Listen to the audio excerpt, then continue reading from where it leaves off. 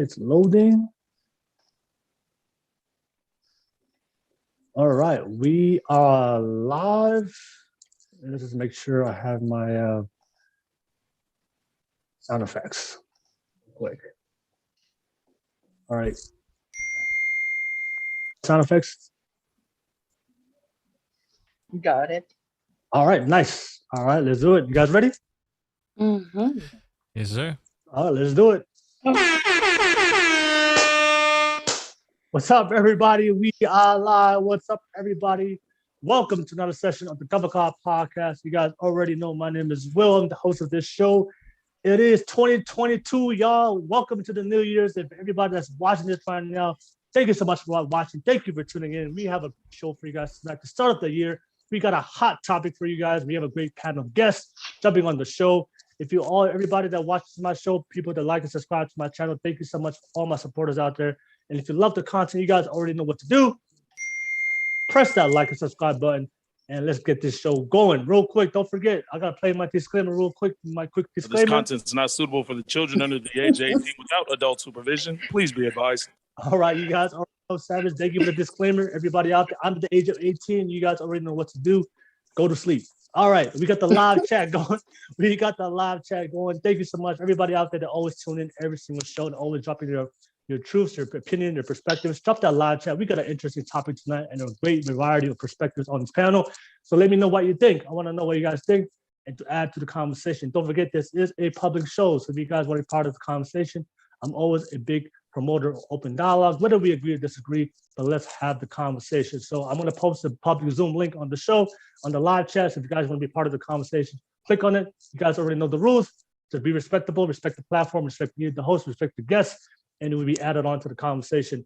But that's pretty much it. I'm excited. It's 2022. And the first thing, I gotta give a special shout out real quick. Special shout out real quick to every single guest on this show, to Taniela, to Malia, to Tui, to Irene, and especially our controversial host, Savage. All right. I just want to say from the bottom of my heart, thank you so much for supporting me. This podcast wouldn't become the podcast it is today without your commitment and participation and just taking the time out of your day to support what I do and support my dream of my podcast. So I just want to say thank you so much for all you guys. And I really appreciate it. I'm very humble and very grateful because I wouldn't be doing this without you guys. So I would have gone viral sometimes without some of your comments. What Will's trying to say is if he wasn't doing this, he'd be doing OnlyFans.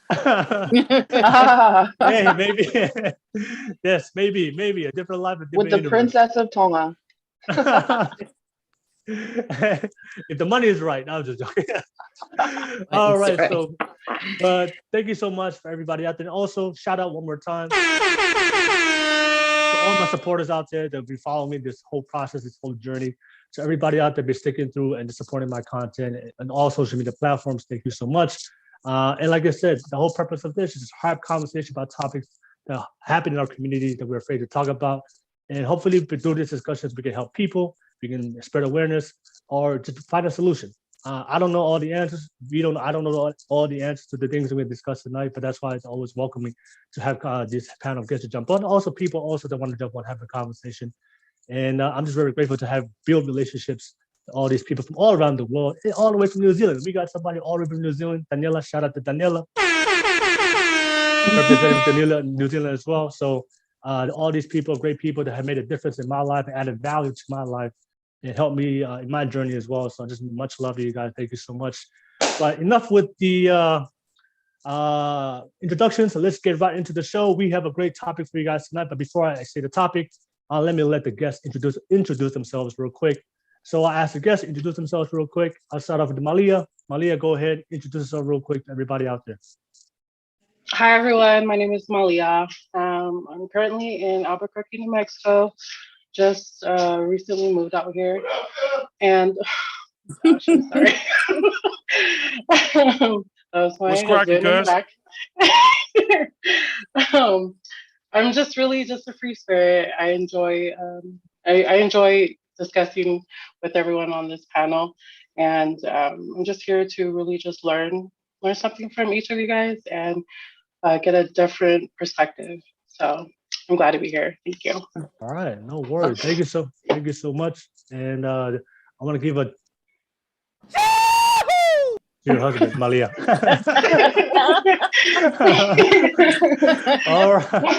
All right. Thank you so much. All right, next person, Tui, go ahead and introduce yourself real quick.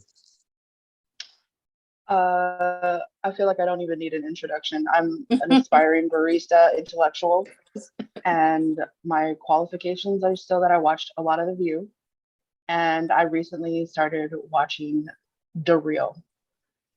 So, for all of you who have relationship problems, totally listen to me. Facts. Tui, thank you so much for being part of the show.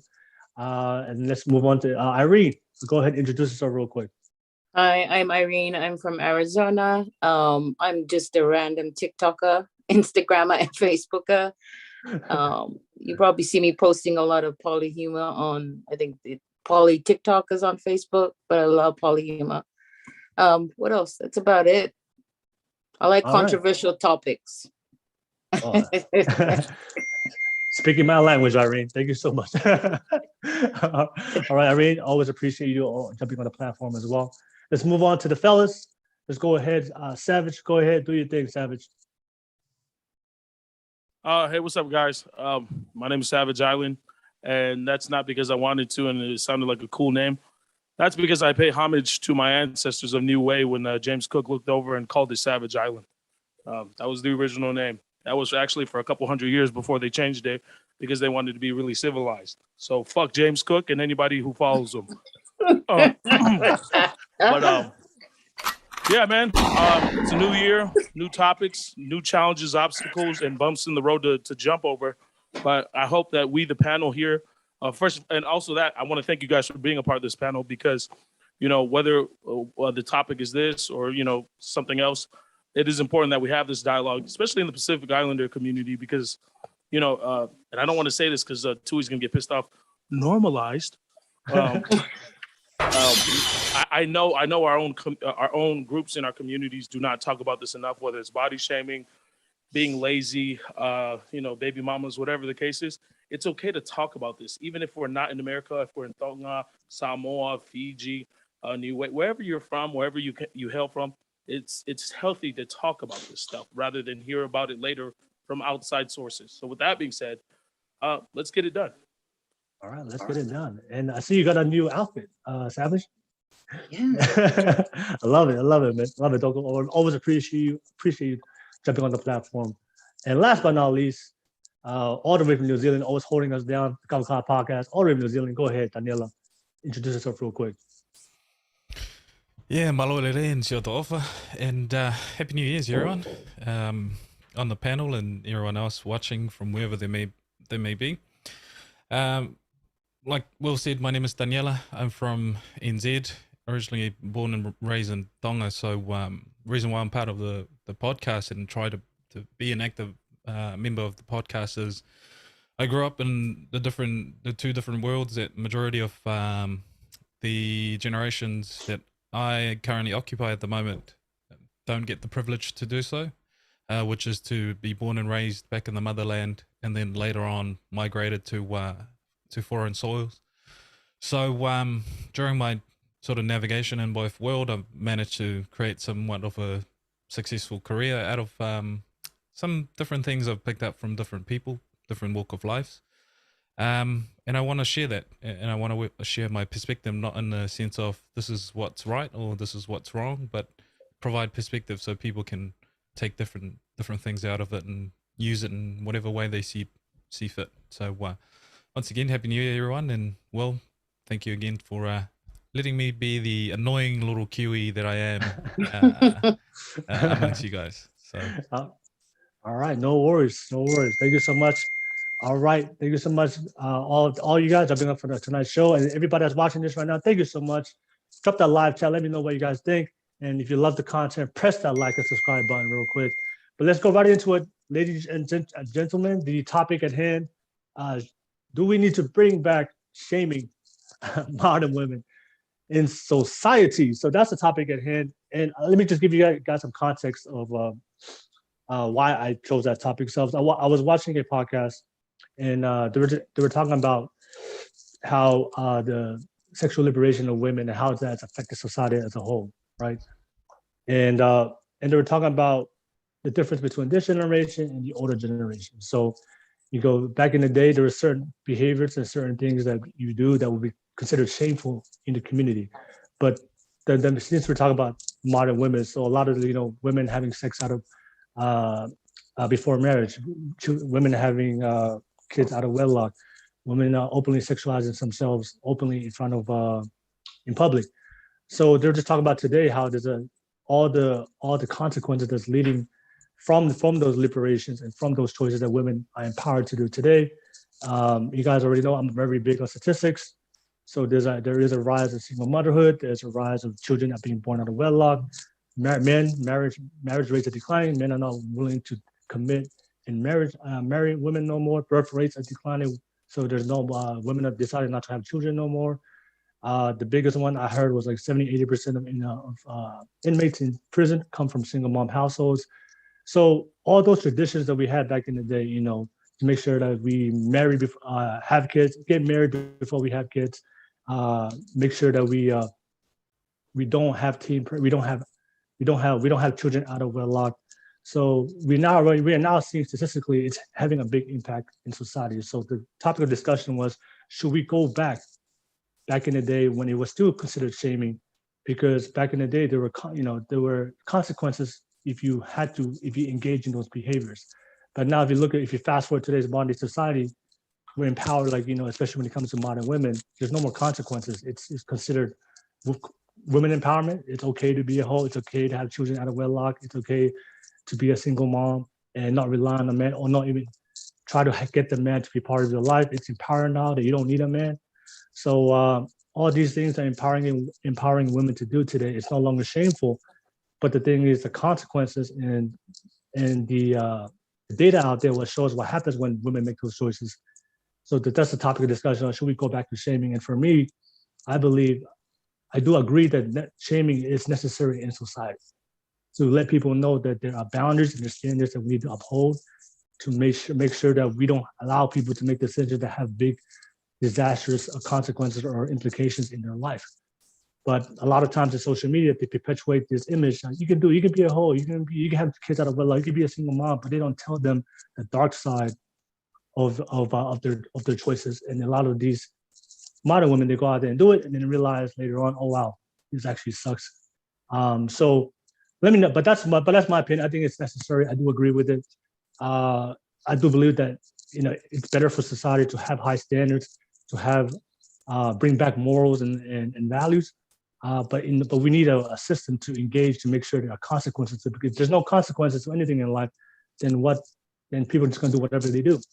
And for me, if there are no standards, if there's no standards or morals or values, then that's leading to a very chaotic society. And I think that's not a good look for the type of future that we're heading to, especially with how things are in today's modern society. So I just wanted to break that down real quick for you guys, understand where I'm coming from, how this topic came in hand, especially if you guys viewers watching this right now, so you understand the context of what we're discussing tonight.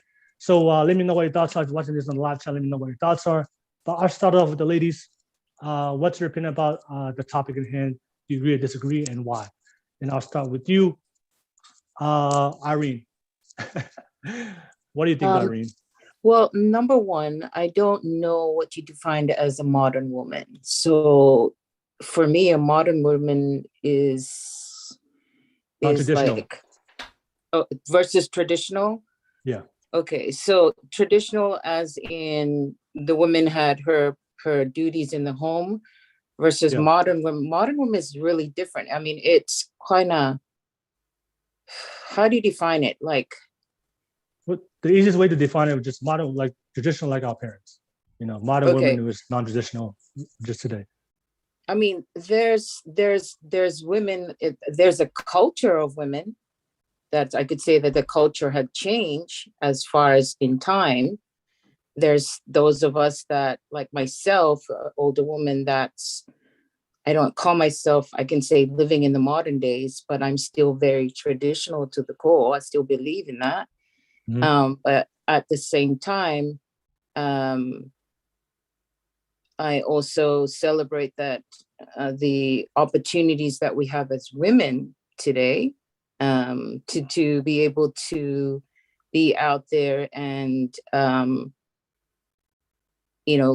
get involved in a lot of things, fields that we probably would not have been involved in, such as women doing engineering and women doing carpentry and things like that, versus just confined to being a person at the home bearing children, having a duty taking care of children and a husband. And that's probably what probably end up amounting to. So I'm kind of stuck between two, because I am a modern woman, but I also value the traditional aspect of my role as a woman. I'm not I'm not one that really supports the Me Too movement. I'm not that type of a feminist. I'm a feminist in a sense that, that we women have rights to exercise, but then there's boundaries.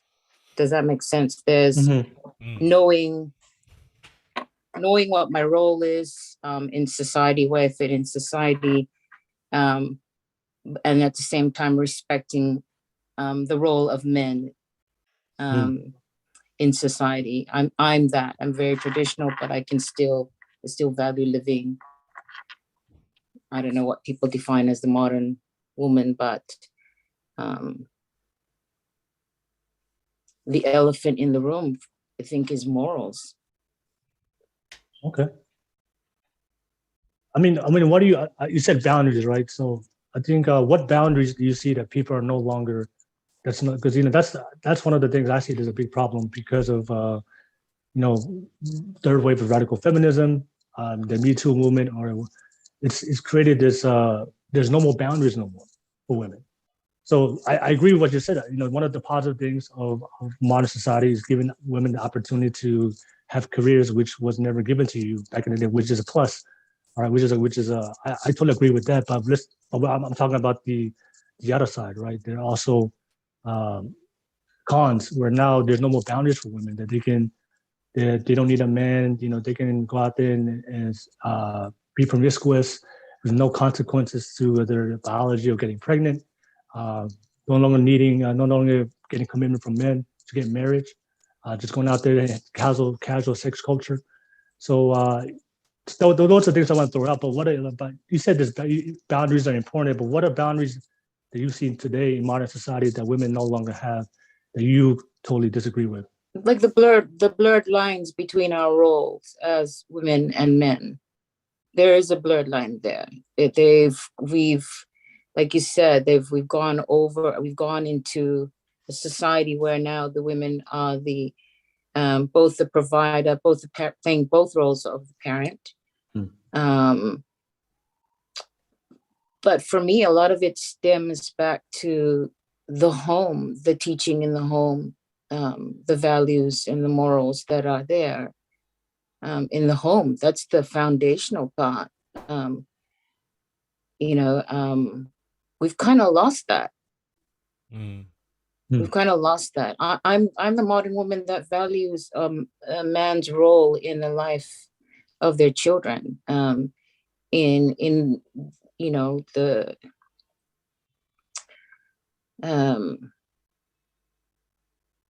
But as far as today's modern society, I just think we've kind of lost control of that. There's no, how do you say it? There's no, I'm not sure if it's shaming or consequences or that, but those things have become there's no consequences. The norm. Yeah. It's become the norm, right? It's I don't know if it's a trend, if it'll die out, or it's like human behavior has never changed. It's like we think we're evolving, but we're not. So let's go back to the topic already. So you said there's no consequences. So do you believe that shaming is necessary? If people are just acting without worrying about the consequences, So the topic at the hand, should we go back to shaming? So I believe shaming was a tool used back in the day that in order to deter people to know this is the standards and you have to meet those standards, uphold these high standards that we have, not only in the family, the community, and to go against that, then there are going to be consequences. So a lot of people have to be very careful, decide what they want to do for their life. And that's why those things that happened today didn't happen back in the day. So what's your thoughts about going back to I don't shaming? think it's shaming. I don't think that the term we should use is shaming. I think Accountability. yeah. Yeah. Well, that's what. It's a better term. Let's be frank. That's how society acted when. That's how society acted against women who engage in those behaviors. There was a shame to the family. There was a shame to the community. If you had kids out of wedlock, if you had sex before marriage, that was a big shame, and that's how that was real back in the day. That's a cultural thing. That is a cultural thing. It was, you brought shame to your family for, it was a big deal in a lot of ethnic homes. So that if your children are not achieving this or that, or your daughter's not married by a certain age, or, it's a cultural thing that, how do you call it? It's frowned upon when there's like a blemish, in your family. It's like your family name and how you conduct yourself holds a lot of clout. Does that make sense? Holds a lot of value. And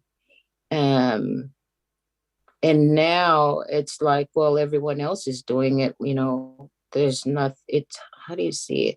People do talk about it, but it's no longer something that you honor. Yeah. We don't honor and see how the name holds a lot of, like I said, clout. Irene, do you believe because of that shame, the cultural shame, right? Do you believe that had a big determining factor for people to think twice about to engage in those behaviors? I don't think it's about shame. I think it's structure that you have in our society.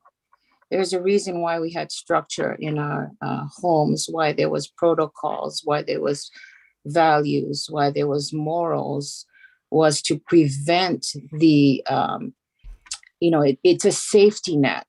They always say when you have children, you have these boundaries and that put in place because it provides safety, security, some form of welfare for when you have those things in place. And now it's out of control. We don't have anything in place. And so therefore it's like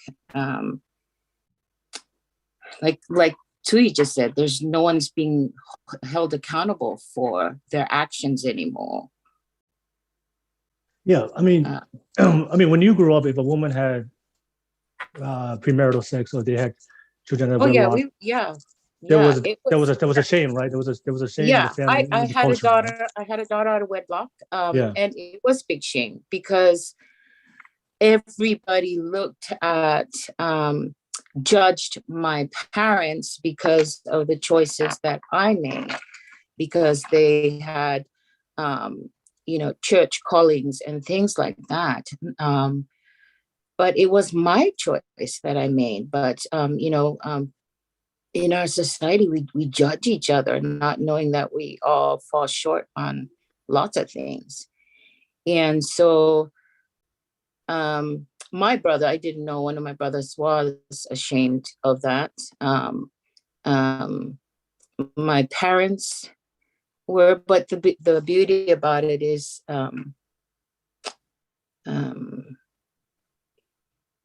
everybody went through all similar things. But culturally, it was a big deal. It's like, you're the oldest one, you're the only girl, and this is, what you did, I didn't really know the impact of how much it would affect me because I was that kid that was raised in a modern society. I was not deeply entrenched in the cultural, let's say,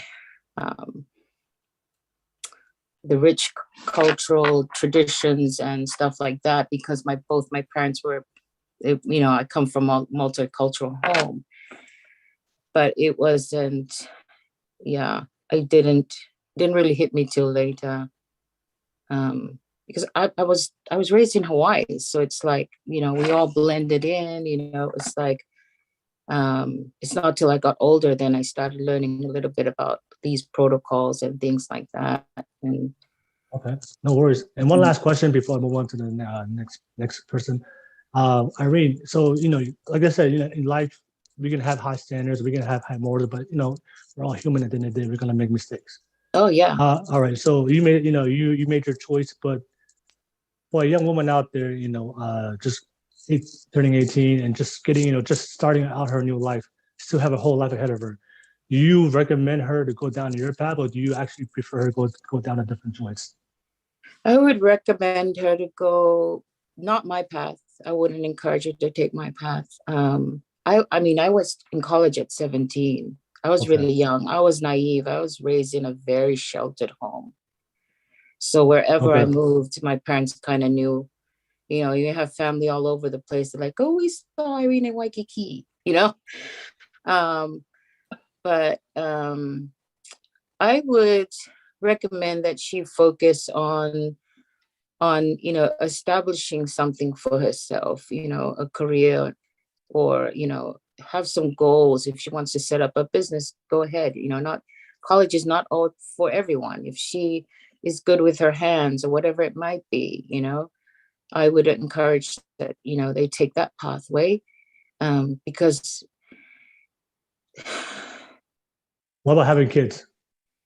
it's harder. The pathways, there's a lot of work that's involved at a young age if you have a child out of wedlock at a young age, especially if you're not emotionally mature enough to and be more self-aware of what's going on in your circumstances. Mm-hmm. Okay, no worries. Yeah, I just wanted to ask that, right? Because you had the experience that you went through. But we're going to discuss about tonight. But the question that we're trying to figure out tonight is, how can we prevent women to go down to make that choice when it's empowered today, when it's like, I know Tui hates that word, when it's normalized today. So what's gonna stop a woman from making that choice? And if that's the norm, if that's empowered, that's what women should do to as the modern women. When you said a woman shouldn't, when you personally wouldn't want to recommend it, but also the realities of all the statistics got brought up. There's a big reality and consequence to their choice, but we'll figure out about that solution. Also, I think, I know you said you're a modern woman, but I think, my personal opinion, I think you're still a traditional woman to learn how to adapt and live in modern society. That's just my personal opinion. Yeah. All right. So thank you so much. If you're watching this right now, Irene, thank you for your input. Let me know what your thoughts. Let me know what your input and what you think about what you just shared. Let me know what you think about the topic in the hand. And Savage, I see your followers joining on us on the live chat. They're going hard for you. They're going hard for you right now. All right, everybody out there, Savage fans out there, much love to you. Thank you for joining us and supporting him and also supporting my platform as well. Much love to all you guys. But I'm going to turn it to Malia. Malia, what's your thoughts, Malia? What do you think about the topic at hand? Should we go back to shaming modern women in society? Go ahead. I don't think so. The reason why I stand firm on that is because I don't think it works. It probably did back then. It probably would change a woman's actions back then, but I think in today's age, it wouldn't really do anything. I think it goes back to, it was mentioned earlier about morals. I think it goes back to that person's upbringing, that woman's upbringing in the house, as far as like what morals were set at home and what expectations and standards are set at home. I feel like if you have high standards set at home and you know you have good morals and stuff, she's most likely not she's most likely not going to fall in that follow in that path where she would make these bad decisions that would cause her a lot of cause her repercussions or whatever. But yeah, just from my personal upbringing, I don't think shaming worked with me. So I have two other sisters. I have one sister that's 5 years older than me, and I'm 31. And then I have another sister who was actually raised up in Tonga, and I believe she's 41. And she actually didn't come to the States until she was 18. So we were all kind of raised up differently. My two oldest sisters, they were more traditional. They waited until they got married, and they were more obedient as to where, when it came to me, I was more modernized. I pretty much,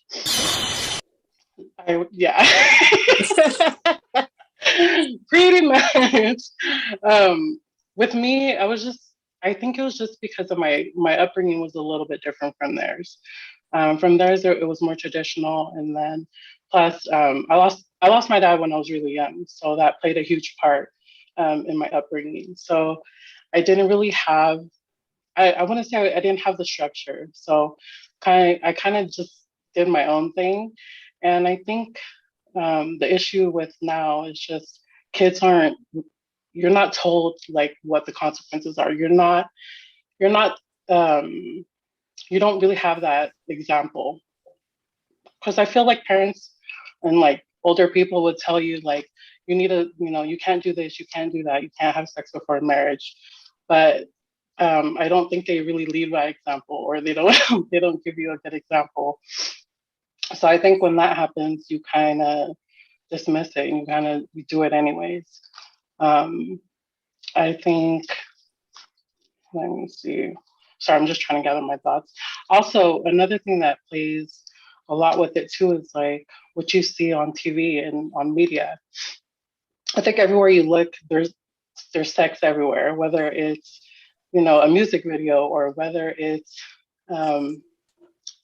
whether it's something that they project onto. You even see movies nowadays, which I find it like cringe. But you see movies where they put kids in it. It's supposed to be a comedy, but they put kids in like situations that are very like, that's why it's very provocative. inappropriate. Yeah, provocative. Yeah. Like I think there's a movie called like, I think it was like Bad Boys or something like that, or Bad Kids, and they had like Good Boys dealing with like sex toys. There you go. And I just thought it was so cringe, because I'm like, that is so like, that's disgusting. You know what I mean? And I feel like with media, there's like there's an agenda that they're pushing. They say it is sorry, I'm like going blank. It's Okay, more sexualized.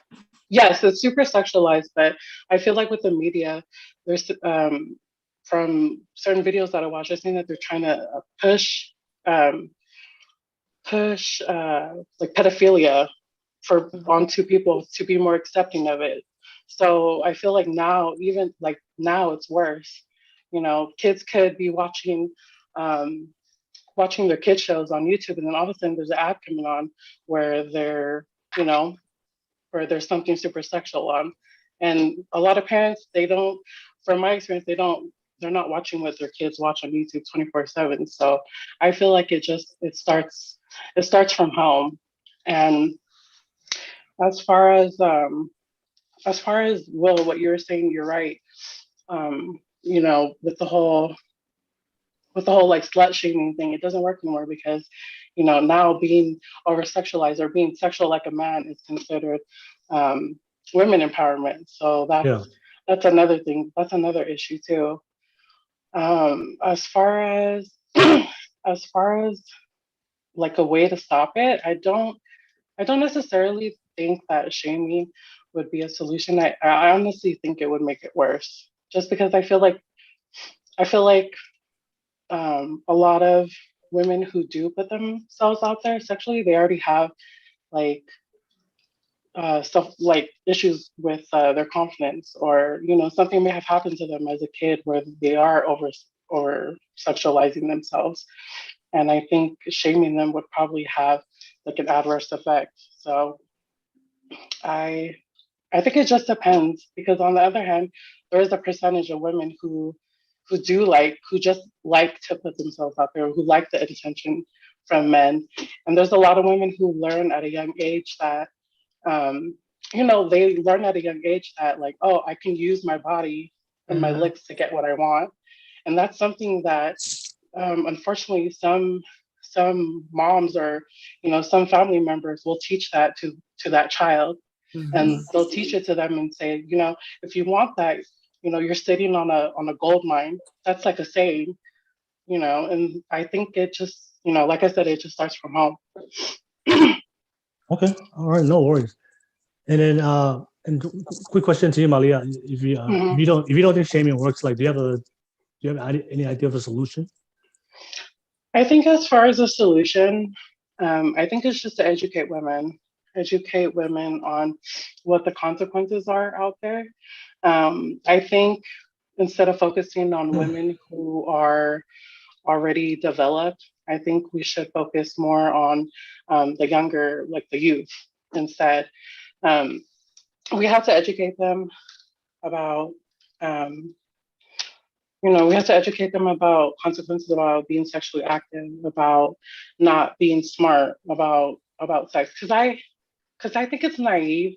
I personally think it's naive to think that kids aren't going to have sex, or aren't going to put themselves in that predicament.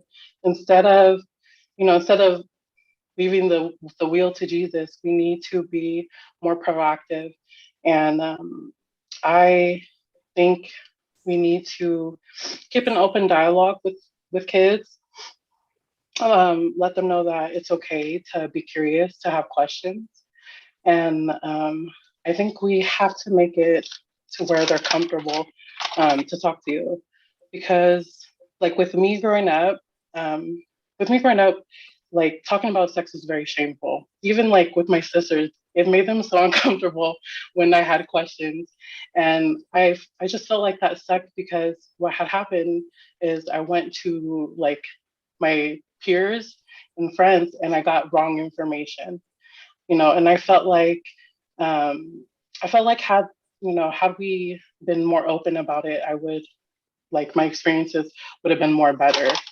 But as far as just hoping that kids aren't going to put themselves out there, I think it's just better to teach them about safe sex and encourage them to have safe sex. And I even encourage like young girls to be on birth control, because a lot of times when you don't do that, a lot of times like it's sex, because I've seen like young girls who had the opportunity to like really make it somewhere, and it all just came crumbling down because they got pregnant, and kind of had to put their career to the side, which I felt like that could have been preventable had they had that dialogue with their parent, or had they had someone to talk to, instead of them hiding it or being scared to come out about it. Oh, okay. Or maybe if there was shame, he probably wasn't.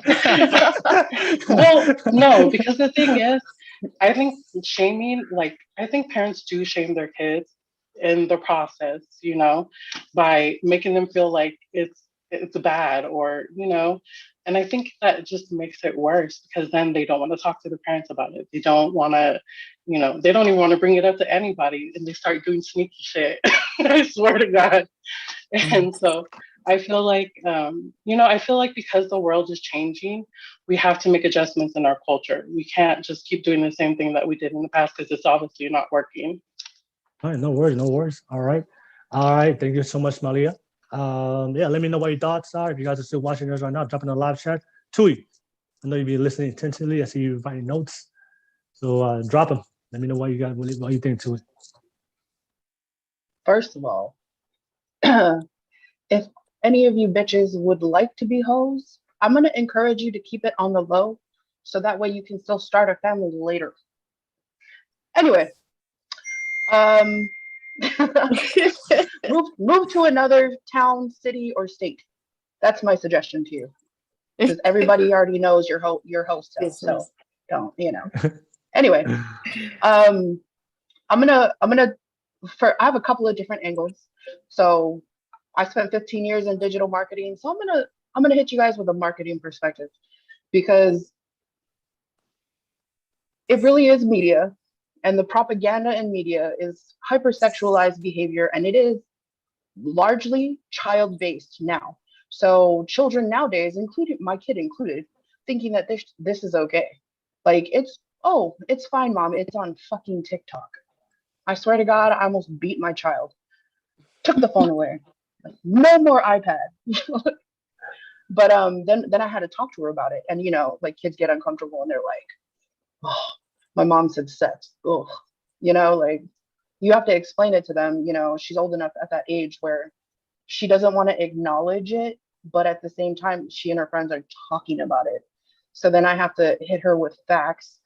And it's not uncomfortable for me to talk to her about it. I just hate that I had to talk to her about it at such a young age, you know. And then I have to open that communication between us, saying, listen, I'm not going to get mad at you. I'm only going to get mad at you if you're telling your friends dumb shit, and you idiots are going around telling other kids dumb shit. So I'm going to tell you about it right now. But there isn't enough emphasis on family in the media, in social media, or even amongst each other. We've created this culture where, like, it's cool to be single, you know, but it's cooler to stay single and to it's better to, you know, be on your hoe shit than it is to start a family.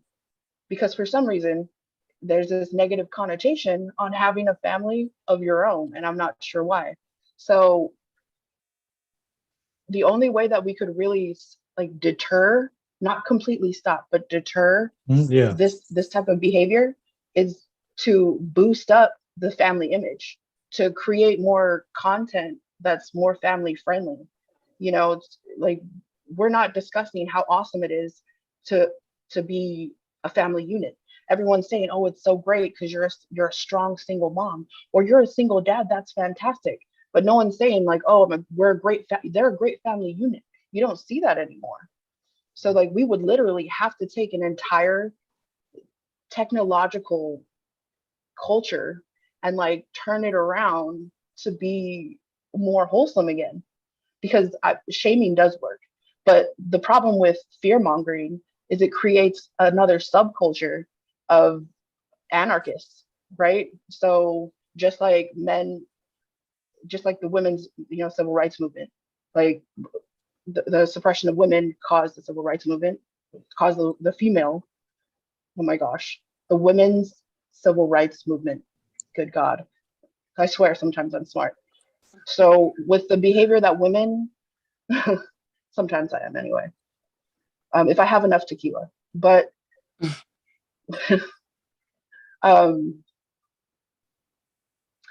shit, I totally lost my train of thought.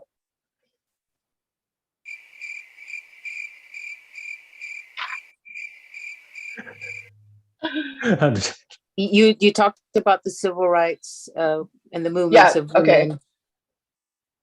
So, like I said, like, if the issue with how women are acting nowadays and the things that they're putting out there is men are starting to push back, just like women push back then. Women want to be more sexually free, but men want more traditional women. So you see things like the red pill, which it's not a bad thing. You know, these aren't bad podcasts. They're not bad reads. But the thing is, women want so much without giving anything at all. And my issue is I don't mind, like, I love that women are free to do whatever they want. However, they want to be free, but they still want the traditional man. So, you know, Well, they want to be. like, what do you do though? You know, like the only thing that we can really do is push more of a family unit out on social media, out in the media, and place more emphasis and importance and like make it cool to be a family unit, you know. But business wise, because coming from a corporate standpoint, it's better business for me if everyone is single, you know, like from a business standpoint. But from a social people standpoint, it's better if people work together and if people get married, if people create their family units, because it creates a more stable environment for people. So I don't know. Where do you start? All right. Shaming. So start there. Shaming. Just joking. I know. I'm Just gonna get joking. you a bell, Will, and send it to you. So every time on your show, you can no sound effects, just shame, shame. No, and just to add on to your comment of saying, like, you know, women that they what did you say, they want to be empowered to do anything? Or is that what you said? Yeah, they want all the perks with none of the work. And yeah, they want to be able to do everything, but they don't want to accept the consequence of the accountability. That's my issue. It's like they want the choices to be free, but you have to also accept everything that comes with it.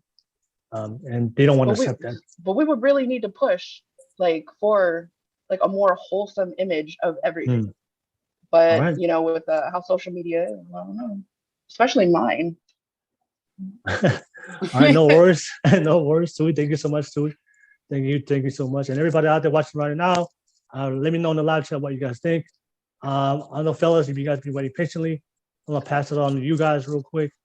So I'm gonna start off with you, Savage, man. Savage, what's your thoughts about tonight's topic, and what the ladies said? So do we need to bring back shaming modern women in society? When I hear that, I hear a voice or two voices particularly having a conversation, and it sounds something like this. We should totally shit on that bitch because she dumped both of us. You know what I'm saying? And that's a whole ego thing where it's like, man, her titties ain't even that big. Her ass ain't even that big. You know, she got a loose ass pussy. Like all that shit is gonna be like automatically coming out the hoo-ha and shit. And that absolutely sucks, but that's been normalized since way back when, before women even had rights. So to bring it back, people don't even know it never left. It's still been sitting around. It's still fucking there. You know what I'm saying? But what I want to highlight, and I'm speaking as if my daughter is the modern woman, right? Because when she does watch this and she's fully grown and aware of herself being the adult woman that she will be, she is the modern woman. She will be the modern woman. She will improve the modern man. And that's who me and my wife are raising, is the modern woman. I can't speak for now modern times. I can't, because I'm out of the loop. I am a Tongan American man. As far as Tongan women goes, that's where I can speak. And what it seems to me is they're just now discovering their sexuality. They're just now doing it. You know what I'm saying? I can easily speak on the Black community or the white community where our women are basing their models off of, Black or white. Either you're going to roll with the white, you're going to roll with the Black. Oh, you black-washed bitch, you white-washed bitch. You trying to get the big-ass titties like Cardi B and shit like that. Now, that's going to be shaming to their degree. Women can do that to each other. As far as men goes, we do it in our own personal conversations, private conversations, in the kava halls, all that shit. So when we say, do we need to bring back body shaming, the modern woman in society? It never left. Where the fuck did it go? It's such an immature concept. It's childish, very childish, you know, because it reminds me of the whole thing of, oh, his dick was small anyways. Like, what the, you didn't say that last night, the fuck? You know what I'm saying? And if it's retaliation to that, then you know what? We're not off the schoolyard, really. We haven't grown out of the high school mentality. Body shaming, is this really where we're at today? Jesus Christ. We're facing more economic struggles, more political struggles, more industrialized struggles. And if I have to explain to my niece, my cousin, my auntie or something about, hey, you know, you should probably cover up because, you know, your titties are a little out there, you know, and that's disgraceful. Like, who the fuck am I to tell them that? I got more things. I got far more important things to worry about as far as my daughter, as far as both my daughters and how I want to raise them. If I can make them the example in the Tongan community or the Samoan community or the Polynesian community, Pacific, whatever the case is, I can affect change there. As far as generalizing the population and saying women, well, then we have to break it down in many avenues. You know what I'm saying? Like, what are our women exposed to? What are they looking up to? But most importantly, you know, what do they have to escape to? What are the outreach programs? What are the things that can help them? Because ultimately, if we do bring back body shaming, this is what you're looking at: suicide. You know what I'm saying? That's what we want to do now. We want to body shame them, because if that's ultimately what body shaming is going to lead them to, that they just can't feel the way they want to feel, well, then that's good. That's fucking great. Let's kill them off. It's natural selection. Let the weak die off and let the strong survive. That is such a Nazi style type of thinking that I can't even begin to imagine that living in 2022, that would be a thing to discuss, but that's where we are today. But as far as where I go and how I want to attack this, do we need to bring back body shaming modern women in society? No, we don't need to do that, because my daughter is going to be aware of that, and she's going to be self-conscious about anything and everything she wants to wear, do, say, or even get involved with. Fuck that.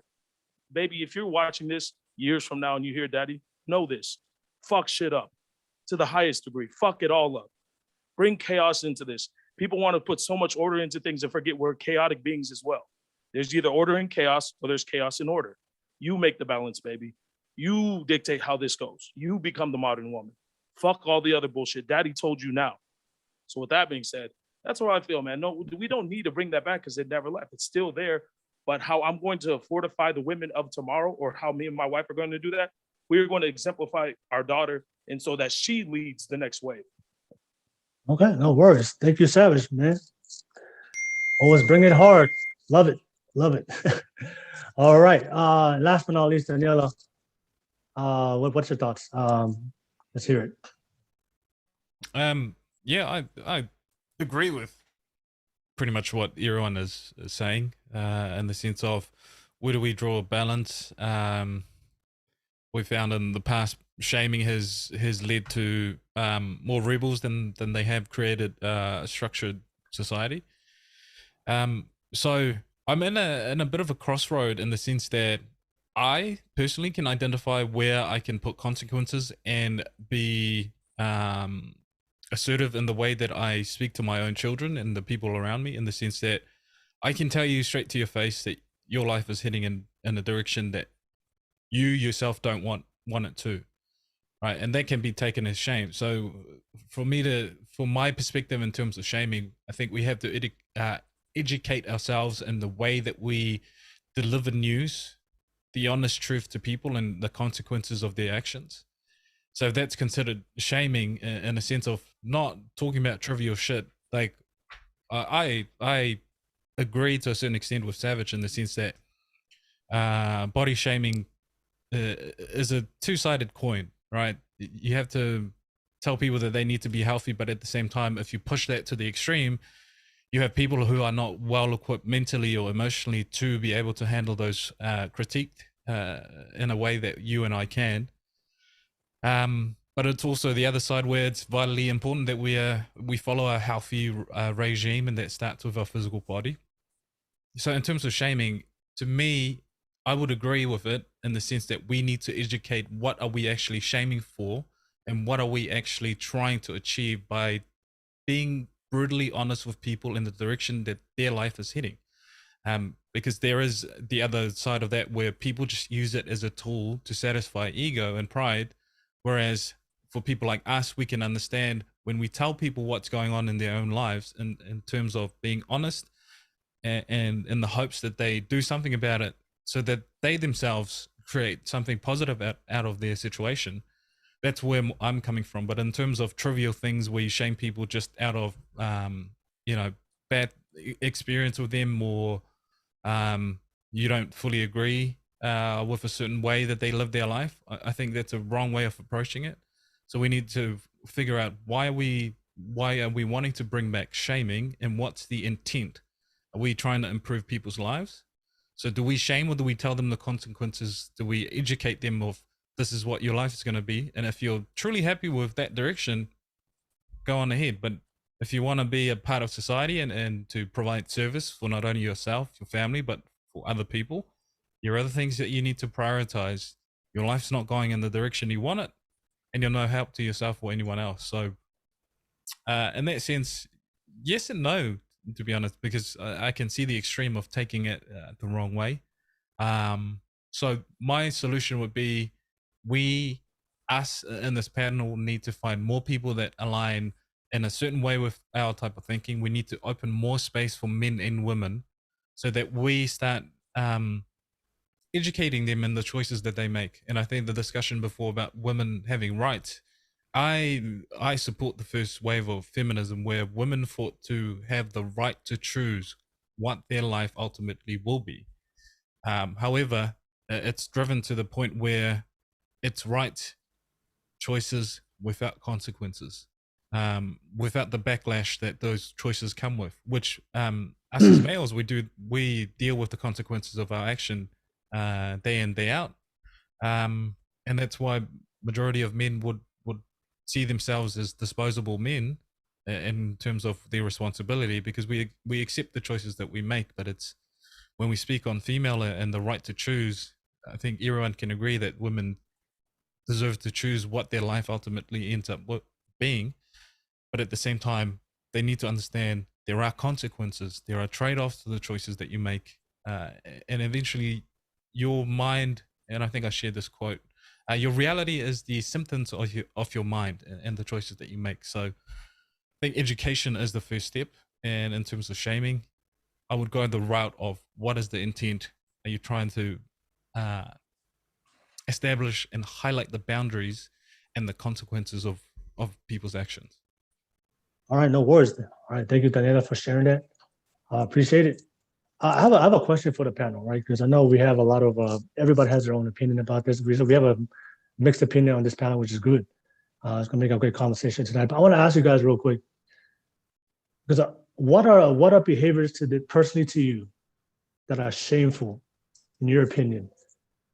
That are shameful in your opinion, that if your friend did it, if your family member did it, even if your kids did it, that you would definitely feel ashamed of that person. And I want you guys to be real. And also, how did you communicate, or how do you communicate that to that person you love or your children, that I do not want you to do this behavior? So I'm taking a step back from modern women, but I just want to ask you personally, what are behaviors today that you consider shameful person, and how do you make sure that they get that message across? Make sure that if you do this, our relationship is going to be compromised, and that's going to be a consequence. I will start out at the beginning. Irene, what are behaviors today that you believe is shameful in your personal opinion? And then how do you, and whatever your kids or your family member, how do you communicate that to let them know, hey, this is not something I'm going to be aligned with and I'll be a part of in my life? Behaviors. I'm at that age where I no longer look at people from a judgmental lens. I've suspended judgment because I think we all make mistakes, we all make choices, and no one is exempt from going through that process of whatever choices they make. And for my kids, I would talk to them from a place of love. That's, I think the beauty about a Polynesian culture is that they may think that we are tough and harsh and abrasive when it comes to teaching our children, but a lot of the times, a lot of cultures don't understand when Polynesians discipline their children. It's not because they're doing it because out of frustration, but they also do it from a place of love. And at the same time, I have to allow my children to exercise their choices without stifling them. For me to try and manipulate or control their choices does not allow them to freely grow. Does that make sense? So it's how you deliver it, and again, it's each child is different, and all my children have had their different experiences, so I can't have one, let's say, one solution suit, fix all the issues for all of them. I have to kind of address each of them individually and at their level, but not shame them. I would still, as a parent, share, the paths or what the consequences may be. But then, know that at the end of the day that it's done from a place of love. I don't know. I don't believe in shaming people. I think in Polynesian culture, we have, how do you call it? The grapevine gossip, and a way of, when someone steps out of line, there's always someone with some sarcastic comment or something to kind of pull you back down to humility. I don't know what you call it. In Hawaii, they say hai maka maka, kind of if we step out of our bounds or stuff like that. That's something that's been going on for a long time. So we know, I think it's something that's passed down, something we know it when you hear it at functions, you hear it at weddings. Oh, here she comes, blah, blah, blah. Our community is small, so everybody knows your business. Coconut Wireless does not, extends across the globe. So, yeah, I don't know. I'm kind of like stuck in that shaming issue. I just feel that humans grow, gain knowledge from their choices, and no one, I can't sit at a pedestal and be self-righteous and judge someone when I fall short anyway. So that's just my point of view. No worries. I mean, so there's no behavior today in society that personally you feel ashamed. It depends what I'm using to measure it against. Am I using it to measure against my religious background? I'm just saying, according to you, in your opinion, it's your personal opinion of what a behavior, any kind of behavior that you would consider that's shameful. See, I have to have something to measure it against. Yeah, am I measuring against my religious beliefs? As something is shameful. Just your personal belief or your opinion. What is according to you? What is something that you may think is shameful to do in society? You don't have to give me an example. Sexual predators.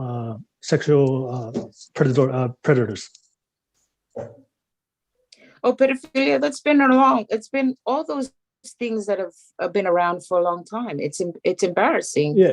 So I'm sorry. I mean, I think I think like for me personally, we've gotten to a point today where we can't even be clear with our boundaries and our standards of society, where this is just me, in my personal opinion, Irene. Like we got to a point where you ask people, hey, what are your standards? What are your morals? What are the things that you think that's not beneficial or in society according to your opinion? We got to a point where people are not even comfortable in saying that.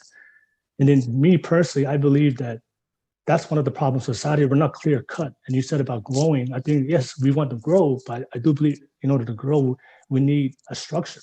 We need boundaries. We need discipline, right? And my parents, they were clear cut of what they thought was shameful to them. They told me not to drink. They told me not to have sex before wedlock. They told me not to go out there and impregnate multiple women. They told me not to do drugs. These are things that had very logical reasons and big consequences if I made those choices. But as a person in my own agency, I still had to find out for myself. But they made it clear cut, and they weren't ashamed to tell that to me, to let me know, hey, if you do these behaviors, there is a possibility that they may disown me. There may be a possibility that's going to cause our friction to a relationship. It was because of those extreme standards that even though I did engage in those behaviors, but I actually thought about my behaviors. You know what? Shit, I drank today. Damn, my mom always tells me not to drink. And it made me think as a person before I engage those behaviors. But because we've gotten to a point which everything is all about love. You know, I don't want to judge people anymore. But the reality is, we all have things that we look ashamed for. We all have things that we don't disagree, and we should be able to speak openly about it without being afraid of how people are going to react to based on what you say. Because without standards, without laws, without regulations, then everybody's free to do what they want to do. And is that the really society that we really want to live today? Everybody's just free to do what they want to do. We can't even speak up no more to tell them, hey, that may not be a good decision. And you know what? If you engage those decisions, that's pretty shameful. And that's not good for not only for you, but also for me and anybody I want to associate with. And that's what modern society is today. That's why we have cancel culture. But we can't even talk about standards. We can't even talk about what's right or wrong. Yeah, we want to let people go down that path and just figure out the consequences when we could have intervened. And you know what? You shouldn't do that because that's shameful, bro. That's not good to look for you, for your family, for me. If you keep doing this, I don't want to associate with you. Let people, and maybe that intervention, people will stop. You know what? Let me think about that. So, am I really doing? Is it beneficial for my life? But we got to a point. You know what? I don't want to judge you, man. Keep doing what you're doing. It's all love here. You know, I'm not going to be shameful, even though statistically and logically in life, there are consequences to everybody's choices. And I'm not coming just directing at you, Irene, but I just believe that's just one of the problems of society, that people can't even talk about the consequences. Because let's keep it real. There are things, everybody on this panel, that we're all human. There are things that you disagree, and there are certain behaviors, like I told you guys before. I guarantee you, every single person on this panel will not associate themselves with a child molester. And I hope everybody on this panel will be vocal enough to say that out loud. That if you're a child molester right now, fucking little children, I do not want to fuck with you. I don't want to associate myself with you. I don't give a fuck what you went through if you made that choice, right? And I say that with my heart. I say that I stand by that. Right, to everybody out there that's molesting little kids. But we've gotten to a point right now that even that, if we go down this path, maybe those guys that are molesting kids, maybe they have a space where they can be accepted, and maybe they can, be judged and not be judged by society if we're going down this route. That's just my personal opinion about that. Anybody want to add on to that or respond to what I said? Yeah, I think we're actually at the best time to figure out the boundaries of what shaming actually leads to, like what Savage was saying. Because if we look back at our parents, yes, they did put some really harsh ultimatum in front of us, but it wasn't discussed in the sense of what these actions are actually going to do to your personal development as a person. It was just, if you do these things, I'm going to disown you. Now that we know, we had a lot more scientifically, we know a lot more, psychologically, we know a lot more. Everything that has to do with social dynamic and personal development, we know a lot more.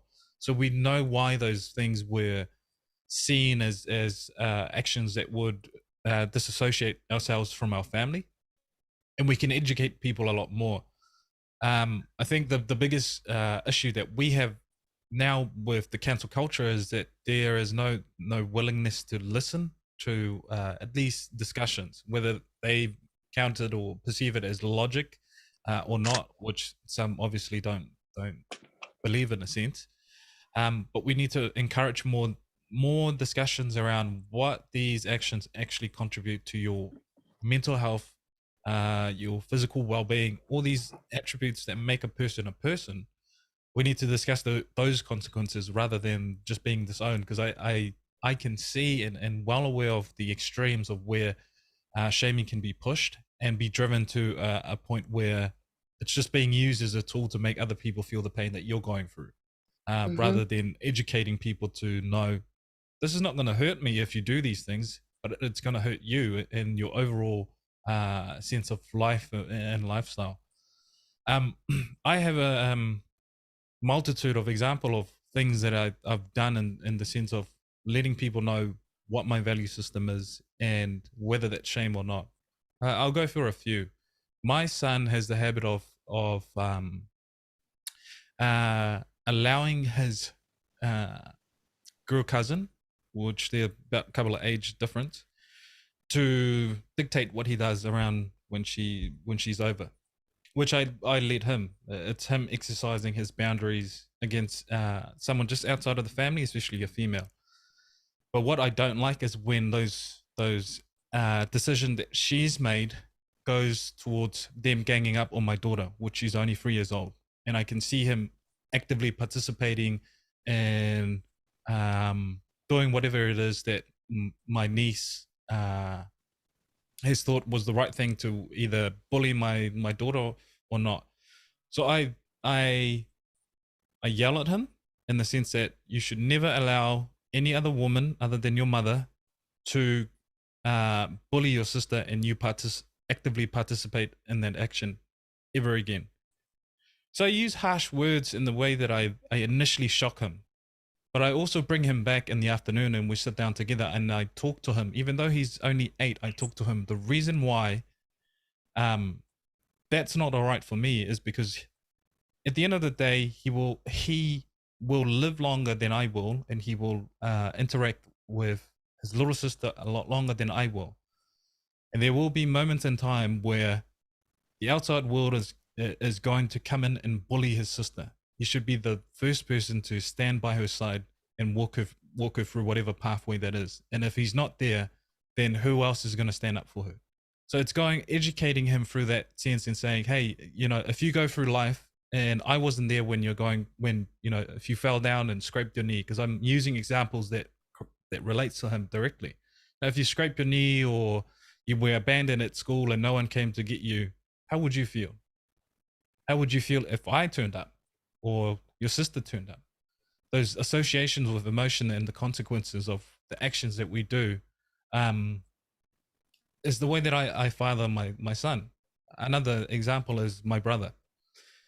While his ex-wife was pregnant with my niece at the time, we were very young and we enjoyed going out and partying, and especially going out to town. But earlier on, at a very, very early age, I gave myself the choice to make regarding alcohol. I will never ever blame alcohol if I committed any infidelity. If I was in a relationship and I consumed too much alcohol, I will never blame alcohol if I wavered for my morals. One of these occasions, we were out in town enjoying our time, and I turned around and he was kissing and groping a girl on the dance floor while he was still with his wife, ex-wife. I punched him in the face and dragged him out of that club. And I said to him, what the hell are you doing, putting your relationship with the soon-to-be mother of your child and your child at risk by thinking that this is all right because you're under the influence, you're with me. In what world do you think that that's all right? There was other incidents going on years after that, and it got to a point where everyone said to me, why do you still have hope in him? And I said, he's my brother. But the last straw for me was, I said to him, I'm doing everything in my power to not despise you, because I love you as my brother, but you're doing everything that I've told you not to do. It will get to a point where I will have to tell you, I have to step away. And I haven't spoken to my brother in just about a year. I've said to him, when you're ready, you come back to me and we can have a good conversation.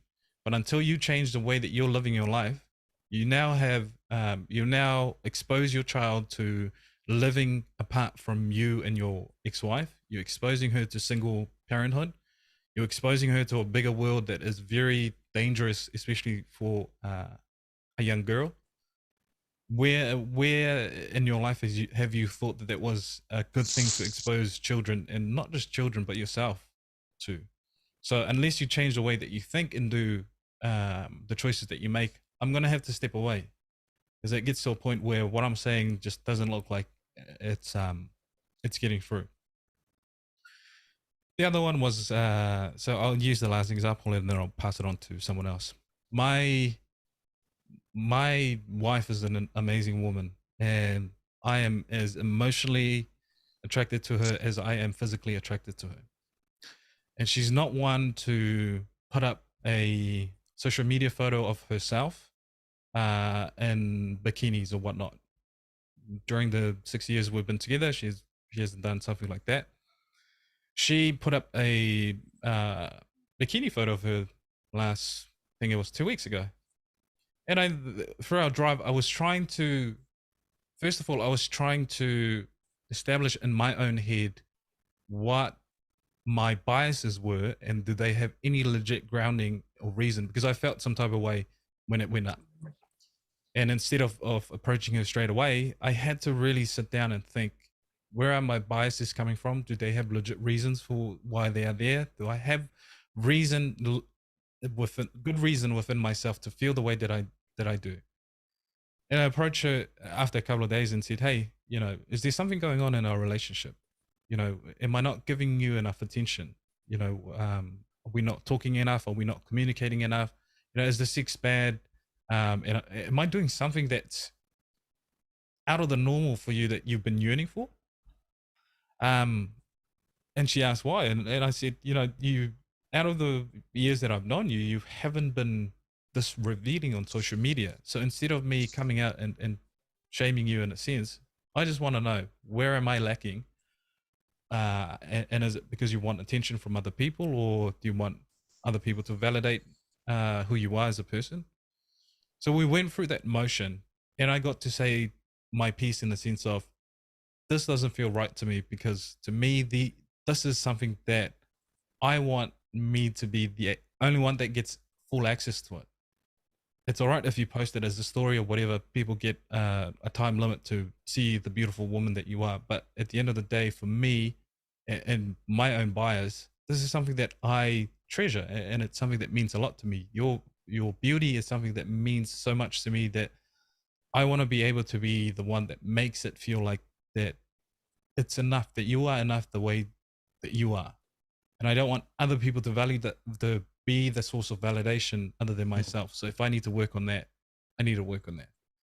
So in terms of things that goes against my belief, and I need to speak up and tell people, hey, that's a shameful act, I'll definitely say it. And I'm not afraid to do so, in the sense that it is either doing harm to you, or it is potentially doing harm to you if you continue down this path. Thank you, Taniela. Thank you for sharing that. For everybody that's listening right now, and just I'll pass it on real quick. But the reason why I'm so adamant, right? Because one of the things I always hear complaints, right? And that's the thing for me, is if you're gonna make a choice, don't complain about the choice you make. And everybody out there making choices, men and women, they always talk about, how come the men are not, how come the men are not stepping up? How come the women are not doing this? How come the men are doing this? But if we have an opportunity to speak out, if more men speak, or Daniela said, more men step up, you know what? You shouldn't do that. If you have a pregnant child, if you have a man out there and you already have a child, a woman at home, and you should be out there trying to pursue other women out there, whatever you're intoxicated. And if all men stepped up and say, you know what? Every single man should take responsibility for their children, take responsibility for the woman he impregnates, and to be shameful as a man not to do that, engage in behaviors. Don't you guys think there will be a different effect on how men are going to move, and the same thing for women?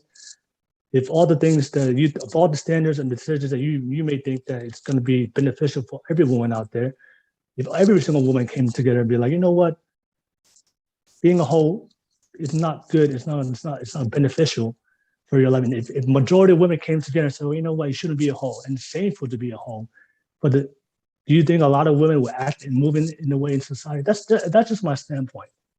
It's at the end of the day, I know shame has a lot of variety of that's a very triggering word, because people have gone through the experiences. I'm not insensitive to that. I'm just looking at this in a very logical way. There are consequences to your choices. And if everybody's doing it, shouldn't everybody come together? And you know what? If this is not a behavior that that's not conducive to a beneficial, a better family, better man or woman or a better society, then don't you think it is a good idea to say, you know what? I think that's not something that we want in part of our society, want part of our families. That's a behavior we don't want to normalize. Then if you act on those behaviors, we as a group, I think that we're going to shame you for that. But not in the way where, the extreme way in society back in the day where we will kick people out or we're stone them to death. Not to that point. I'm just talking about like, you know what? Let people know there are consequences. There is a consequence if you act in that way. And I believe people need to know that. Because we all act in society, modern society, there's laws and regulations, there's things that you guys engage right now according to the laws of America. And the reason why you guys don't act and break those laws because you guys know there's a consequence to it. And it's the same thing with the things that we want to, the boundaries that we set in our families, right? So that's just my standpoint, but I just want to pass it on to you guys. I think what I asked Irene, do you guys have standards? Do you guys things that you guys live by? Are you guys vocal about it? And if you do, what are the things that you may think it's not beneficial? You think that's shameful? If you want to open it up, I'll open up to you guys. If you want to talk about your own standards or things that you don't think is beneficial, only for yourself or for society as a whole. Because I can list all the things. I'm not afraid to talk about my standards and things I think is shameful. But I'm interested to hear your standpoints and viewpoints about your standards and being vocal about the things that you don't agree or disagree with in society. I'll open up with you two. I'll open up you two. What do you think?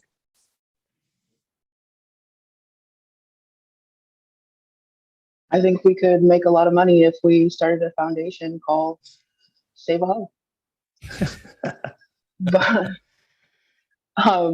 actually, I just wanted to talk about what Taniela said really quick, because when I do go out, which is very rare, but when I go out with my friends and I go out with my girlfriends, a lot of them are married, and only a couple of us are single or, divorced, whatever. But it's more so my married friends who have a tendency to, have like like not what do you call it? Googly eyes. Anyway, Wondering Eyes. yeah, I think I'm gonna say googly eyes because that sounds more stupid. But then you see, Horny like the eyes. guys are the horny, yes. The Savage knows what I'm talking about. But these guys approach our table, and the single girls are like, "Oh, we're just hanging out, we're just drinking." And then my married friends or my friends who are in relationships are like, "Hey, sit down," and we're like, but I am that friend who will grab you by your hair to stop you from doing something stupid. And I think a lot of people don't have that anymore. Like girls especially, because girls cheer each other on and they think that by not saying anything, you're being a homie. It's the literal opposite of being a homie. So, if your friends are in relationships, to me, I would want someone to do that for me. If I'm like, if I'm mad at my dude, not that I do these things because I am single as fuck, guys, but but like if you see your friends doing this, guy or girl, do you stop them? And if you want to stop them and don't stop them, why don't you? What's stopping you from being a homie? I don't know. So like bravo, Taniela, because most guys would not do that. Actually, no guy I know would do that. Never, for their yeah. brother, I know brother or Savage would otherwise. do the same. No. Hey. Now Savage is like, you horny.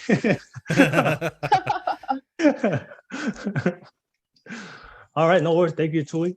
I'm gonna pass on to Malia. Malia, what do you think about this the last conversation we just had about standards and speaking about it? But what do you think? I want to brush up on so Daniela, I really like your style of parenting because it totally reminds me of how my dad parented. My dad was very straightforward, and he was like the nicest guy ever, but he was very stern when it came to his kids.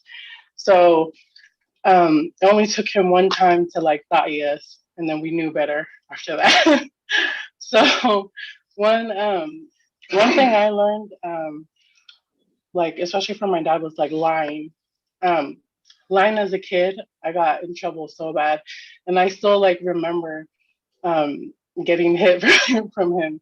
And that like stuck with me so much that like since I was a kid, I never lied. Like I was scared to lie.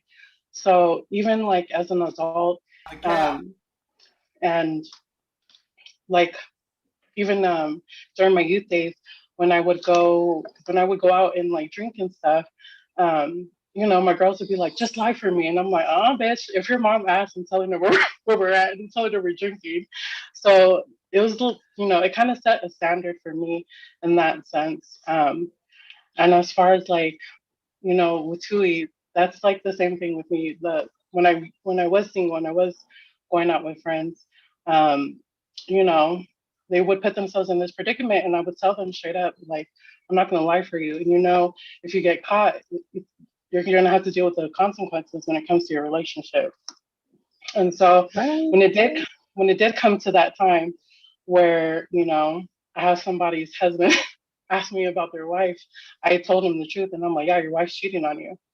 And that, you know, and that caused a lot of issues with my friendship with her. But I told her, you know, I already told you, you know, if you don't talk to your husband about it, sooner or later he's gonna find out. And I'm sorry, my loyalty doesn't stand with nobody when it comes to shit like that. If you wanna go and cheat, that's your issue. You know that you're gonna have to deal with the consequence. And not only that, I'm put in a predicament where I'm like I become friends with this person's husband. So I feel like it's, you know, I feel like I'm stuck in the middle, but I just do what I feel is right, which is be honest. But as far as We don't want their stank ass sleeping on our couch when they get divorced. You know? yeah, no, I don't do that. I'd be like, I can help you find a hotel nearby, but I'm sorry, Thea, I'm not like you. I can't host people. But as far as like shaming, as far as my personal experiences, I probably did like the most shameful stuff out of like all of my siblings. I come from a family of 6 children, and so like growing up, I used to get upset with my mom because how she treated me different from my brothers. Like my brothers got away with so much stuff, so I felt like it made me rebel even more. And a lot of it was fueled by alcohol as well. I don't know if I told you guys, but I have a past of alcoholism. I pretty much drank from the age of 13 all the way up until I was 25. So throughout those years, a lot of stuff happened.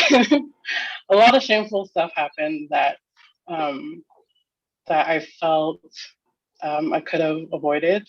But I feel like a lot of those experiences made me the person I am today. It made me a lot stronger. It pretty much made me grow tough skin because I had to deal with a lot of the, you know, a lot of the murmuring, a lot of the judging, especially because I come from such a small town, and small town of Tongans that are very religious. You know, it's kind of hard to bypass the murmurs and the talks. And so, as far as shaming, that's something that I like to talk to people about, especially like the youth now. I just try to let them know, you know, I try to tell them, you know, just wait until you're an adult, like, especially when it comes to alcohol, because alcohol does, you know, it stops your growth mentally, especially when you're young. And it's like you have so much time to experience that side, just enjoy being a kid. And I feel like when alcohol is involved, a lot of stupid stuff can happen. And it's like, you know, coming from someone who knows what I'm talking about, I dealt with a lot of consequences at a young age, and I'm still dealing with it. I'm still dealing with it now. You know, I felt like I started late in life because of those consequences. I felt like I wasn't able to have the same experiences as my peers, and so I feel like because I didn't get that shaming at a young age, or that structure at home. I felt like I had to go through. I had a rough life growing up, pretty much. So I feel like it goes, like I said earlier, it goes back to home. It goes back to home. It goes back to what morals are taught to you at home, what expectations are expected from you. Because I feel like I'm not like most Tongans that have that family unit. I dealt with a lot of stuff alone growing up, and so because of that, I lived a different life.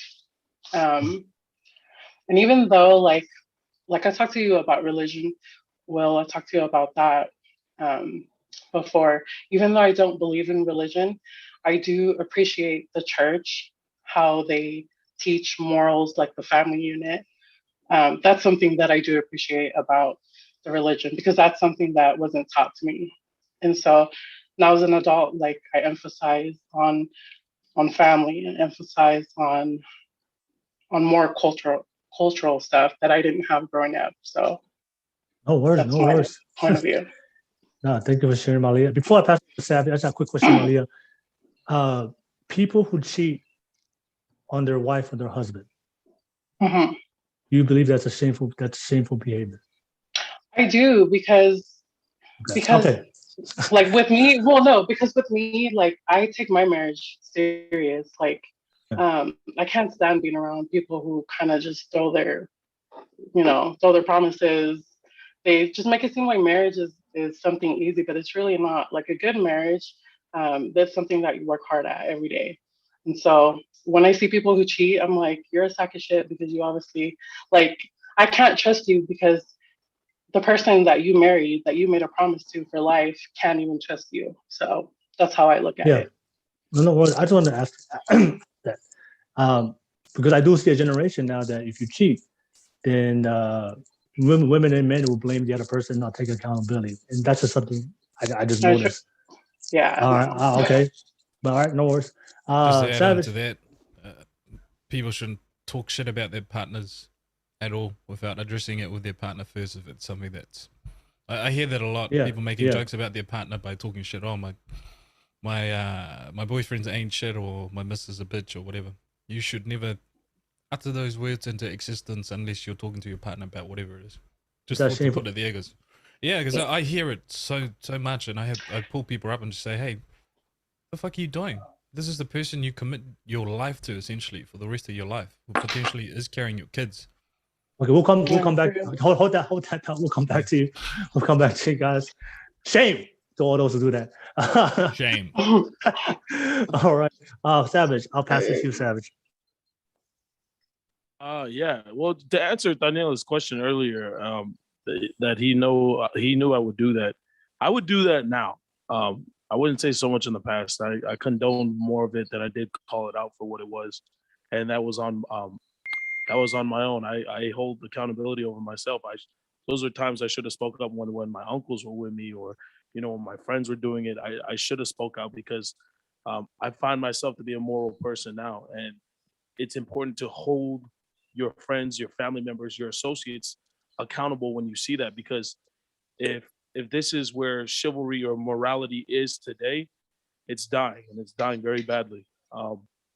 So credit to Taniela for holding his brother accountable, because that's what I will do now, and that's what I will teach now. But I can't say that for the young man that was savage back then.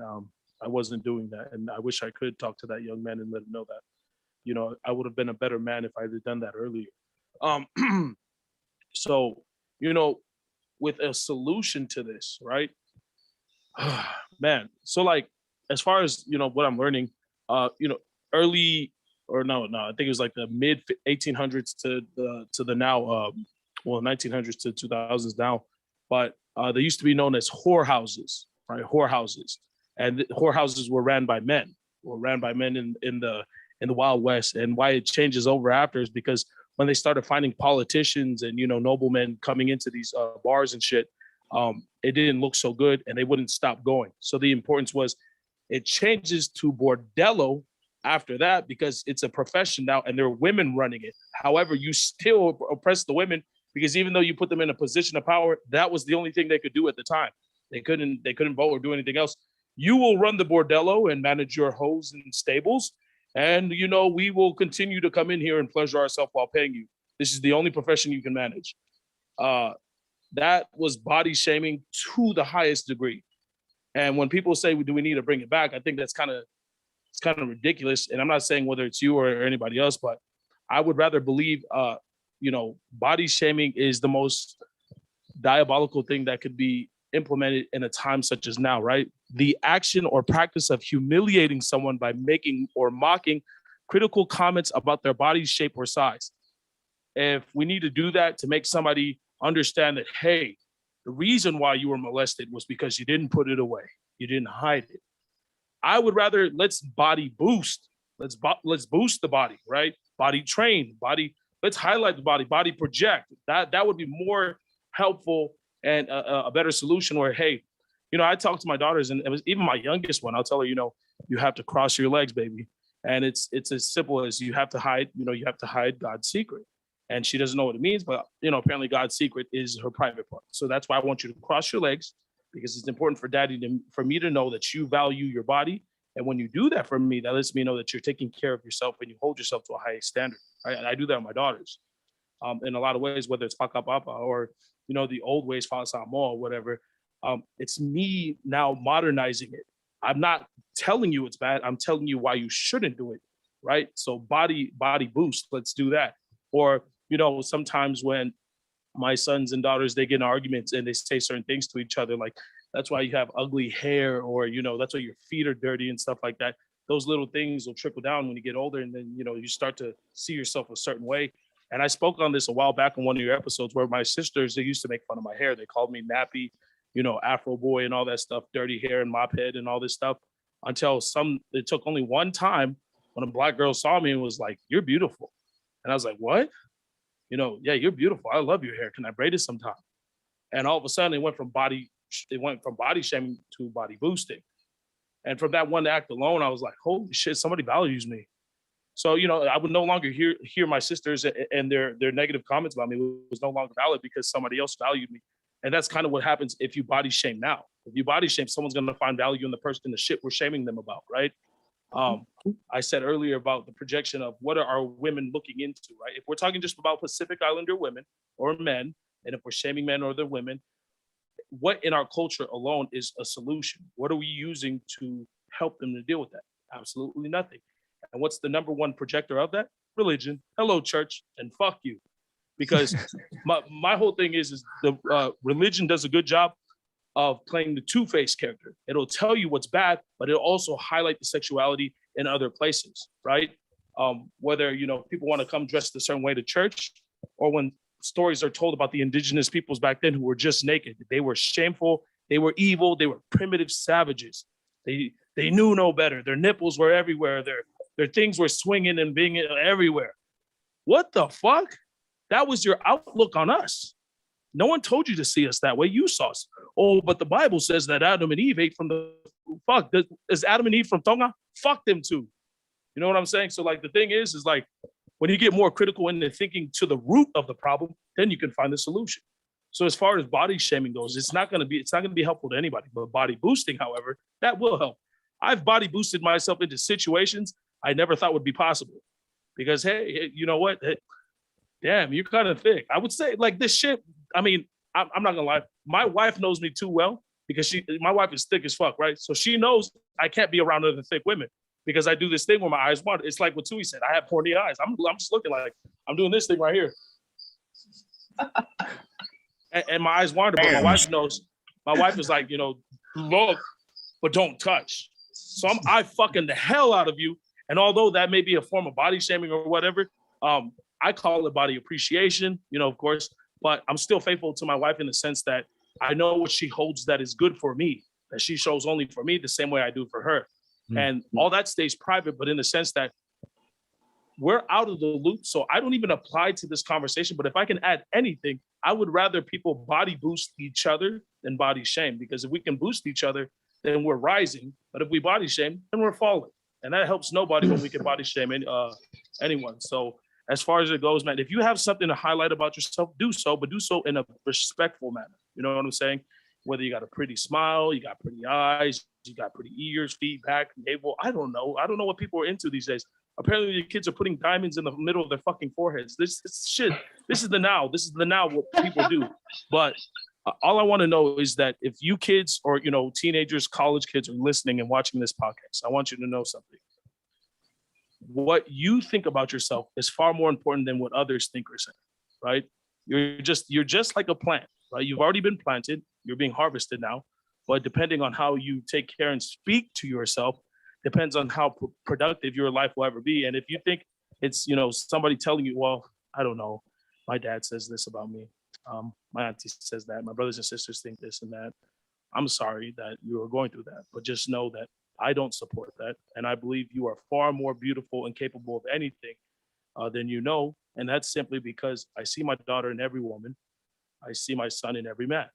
So I would be in no place to ever say something bad or negative towards anybody. If anything, I always want to present the solution. And yeah, that's me. So to the haters, fuck off. So I have a question. When you talk about body shaming, so do you find that shaming ashamed when women, what they call is sheep in lamb's clothing? There's a term that's called sheep in lamb's clothing. Is it not okay for older women to dress like their daughters when it comes to boundaries between the relationship between mothers and daughters? She belongs to the streets. So, you know, is that something that's shameful to you guys? Because some people don't see that. Are you asking me or are you asking openly? Just openly. Okay, everybody. Can I answer? Go Savage. Answer, Savage. The question was about the older women, the older generation of women, right? And how they're, as far as body shaming each other, or are they allowed to be that? Or dressing up like their daughters. Does that make sense? So the trend is suited for a younger child, but they're also doing the same trend as their daughters. And so a lot of the times, too, in that kind of relationship, there's no clear-cut boundary where I'm the mother right now, the role model, and you're the daughter. Oh, well, I call that the Princess of Flowers effect, right? There used to be this lady back on the Facebook back in the day. Her name was Princess of Flowers. Oh. And she was doing the shit. And the thing about it was she caught a lot of clout. She got her ass beat from somebody in New Zealand or Tonga. I forgot what it was, but she's doing exactly what you spoke on. And the sad thing about it was that came from our very own community when she got shamed for it. But I think the importance in highlighting is one thing is if the kids are out of the house, who the fuck can tell you? Who the fuck can tell you? It may be shameful. Mom, why would you do that? Hey, you're not in my fucking house. You're not in my relationship. You're a grown-ass woman. You're a grown-ass son or man. Just know this thing. Mommy and daddy were young too. And right now that you guys are out of the house, we want to explore ourselves. And if you find it shameful, then by all means, we'll talk more about it. But if it's like skimpy shit, like mommy's dressing like a fucking dominatrix, yo, mom, chill, mom, what the fuck are you doing? You know what I'm saying? But as far as like, you know, if it's the leggings, the skin tight clothing, I think even the older generation should be able to explore that now because they were so internalized for a long time. Because if not, it's sad to say when people say they're alive, the question is, are you really living? Okay, no worries. All right, that was Savage's answer. Malia, do you think the women out there that's older and they dress like their daughter, do you think that's shameful? I think I second Savage. I think you know, if the kids are out of the house and they're doing their part, they're good, they're taking care of business, then why not? But I think there's a line that shouldn't be crossed. I think like tasteful stuff is okay, but if you're wearing shit where you bend over and your crotch is out, like that's no bueno. That's disgusting. Nobody wants to see that. So I think if it's tasteful, a woman should be able to express herself freely. Why not? All right, no worries. How about you, Tui? In general, I don't dress inappropriately. I dress really modestly, actually. And I think it's because I was like an ugly kid growing up and I just kept the same style. I always look cool. I'm just not that good looking. Stop. Stop it. All But right. no, seriously. My kid dresses like me because I'm cool as fuck. So All right. No worries. No worries. Daniela?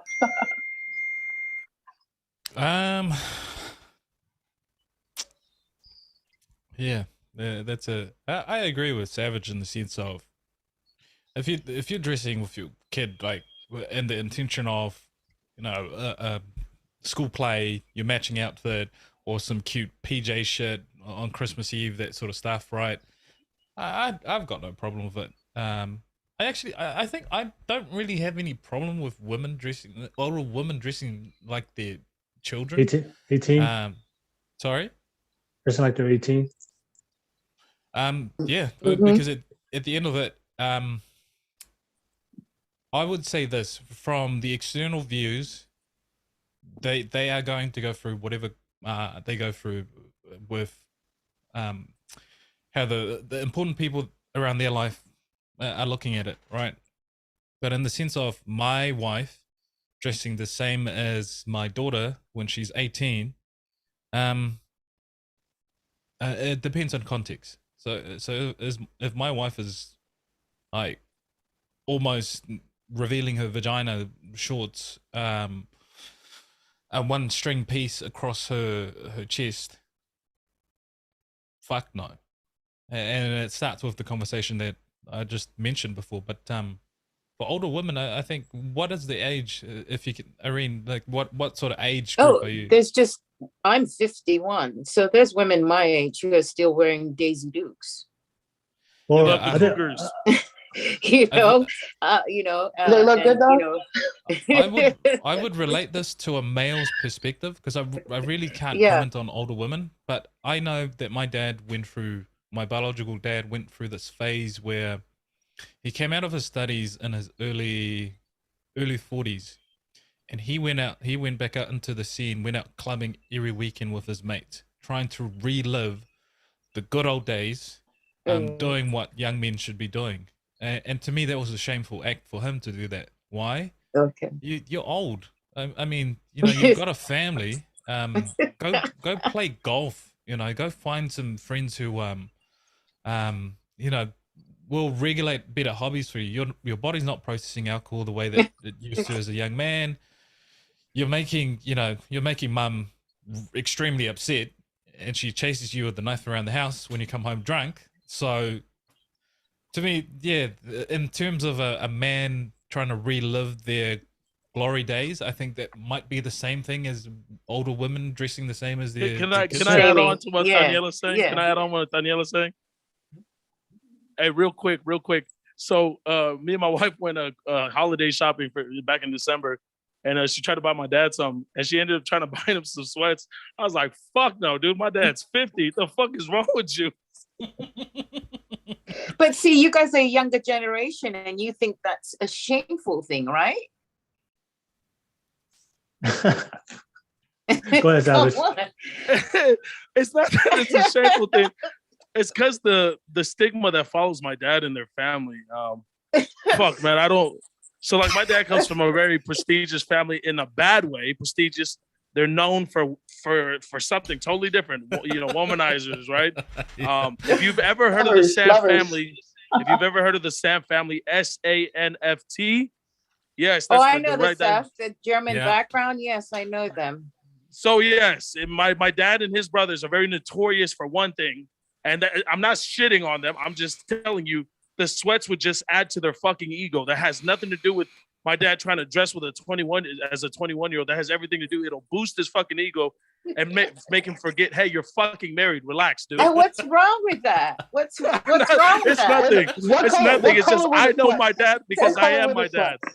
There's why nothing wrong with that. I'm 51. It's I go not. lift weights, and I still wear sports Yeah. outfit. But I also am modest. I'm not gonna, when I was 16 and I was that, okay, cool, I'll have the midriff top. But at 51, there's still nothing wrong. But for the younger generation, like my kids are like, oh, mom, that's so embarrassing. Yeah, no, you're Yeah. right. It's just I give my dad shit because whenever we go out and whether it's my wife's friends, like, oh my god, is that his brother? It's like, no, it's my fucking dad, dude. Stop looking at his fucking sweats. Just I buy think- buy some black ones. Don't buy the gray ones. Don't buy the gray ones. Buy the black ones. I think if you pass the age of 50 and you've had your children and they've left the house and you're in a fairly decent relationship with your wife or husband, you should do whatever the fuck makes you feel wonderful and in the way that you feel. Because the goal that we're trying to do now is establish good families, right? And there's raising Right. kids. But if you're outside of that dynamic, you're just living life retired with your husband, do whatever the fuck you like and fuck those kids. They'll get there. Yes. Exactly. All right. Yeah, let me know what you guys think. Everybody that's watching right now in the live chat, press that subscribe button real quick. Much love to you guys and everybody on there. And if anybody wants to jump on, let me know before we conclude the podcast. But Hey, ladies and Savage, seriously, what color were the sweats? They were gray, huh? They were gray. great. They were great as Savage- fuck, just great as Savage, fuck. Savage, get a picture of your dad right now. Where's your pops? Oh no.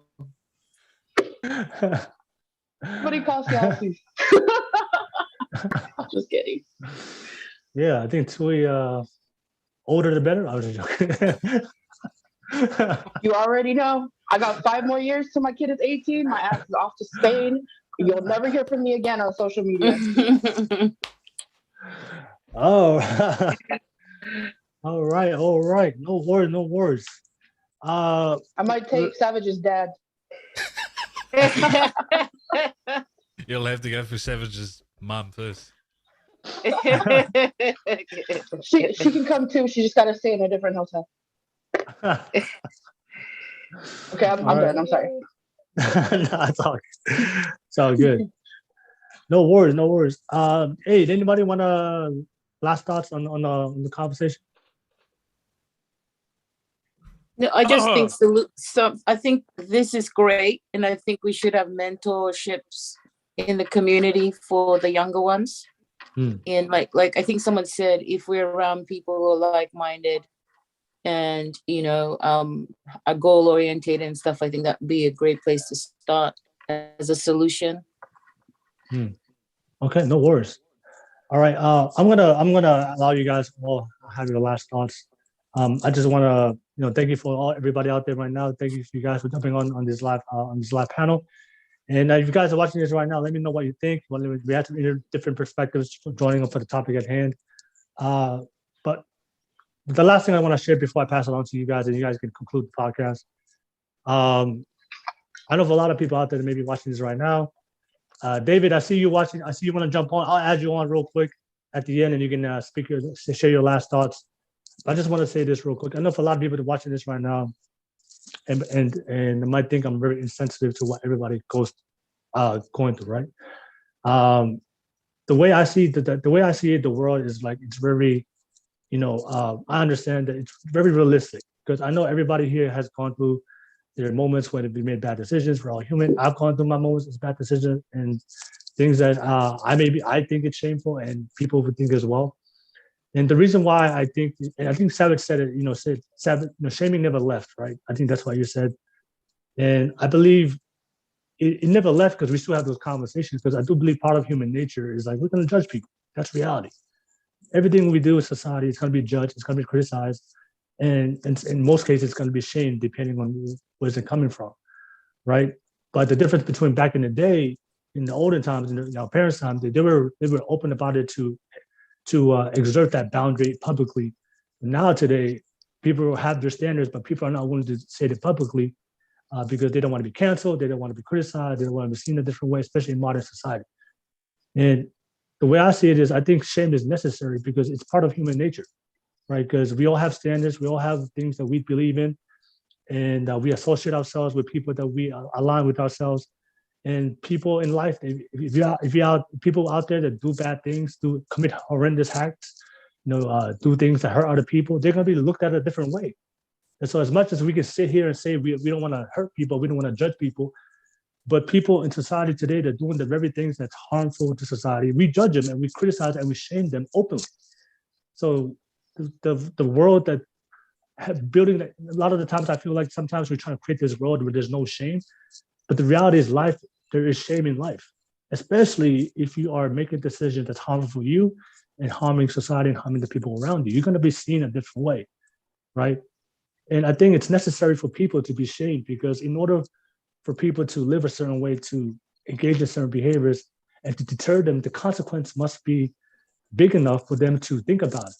There is a reason why none of us in this room are not in jail and serving time long term, because we understand there's big consequences to those decisions. And as much as we probably engage in some of those decisions, but we eventually stop because we learned that, you know what, if I continue with this, there's a consequence, and not only a criminal consequence, but there's also a societal shameful consequence. You know what? Maybe I did it, I experienced it, but I don't think it's conducive to do it long term, right? So that's why I believe the shaming aspect of it it is necessary to it, because it is realistic. We can't go out there and tell people, you know, you're gonna be loved, you're gonna be judged, the world's gonna accept you. When in reality, that's not how the world works. You know, I'm a man.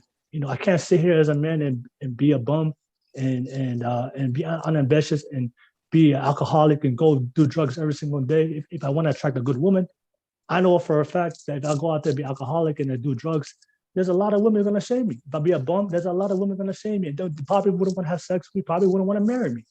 That's the real life. So since I know that, it's probably not a good idea for me to not go out there and do those things, because I know for a lot of women, they're probably shame in society as well. And that's why I believe those standards that our parents had, and our parents being vocal about it and not afraid to do it openly and publicly, it gave us something to compare it to and to think about. But now there's no standards. Now we don't hold people accountable no more openly and publicly. Now people, when they make bad decisions, they don't have the aspect, you know what, maybe this is not something I should do. People don't even go to their own personal reflections, because everything now, you know what, it's all about your feelings, it's all about what you go through. But in the grand schemes of life, nobody's having that conversation with them to tell you, hey man, you fucked up. And I've had those conversations before. And I had those conversations all the time with my younger siblings and my younger cousins. I tell them straight up, this is not a good idea. This is not a good action. And you're fucking up. It's shameful. It's bad. Right? But I think the one thing that we all can add on to this is that we can communicate better and more effectively than our parents did, because our parents back in the day, they'll just shame you and there's no communication. They're just purely shaming.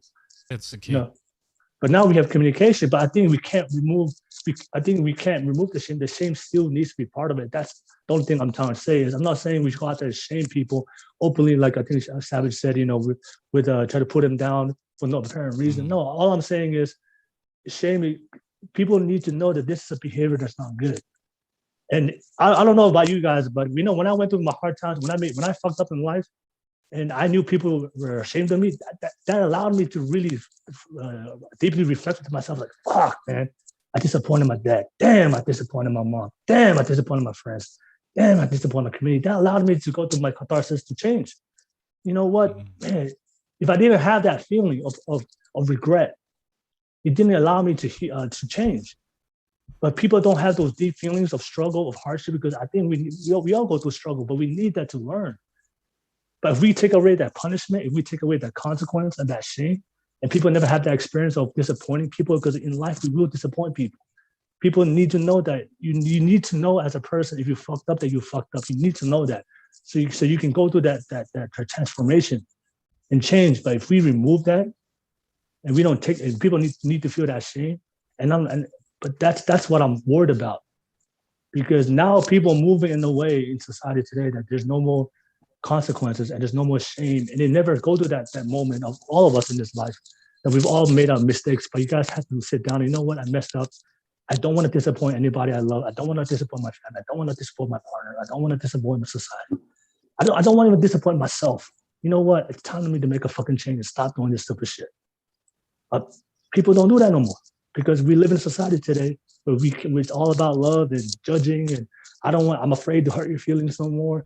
I'm afraid to, you know, if you are vocal about it, you're gonna be labeled as you're toxic, you're misogynistic, whatever those words are. You know, you're suppressing people.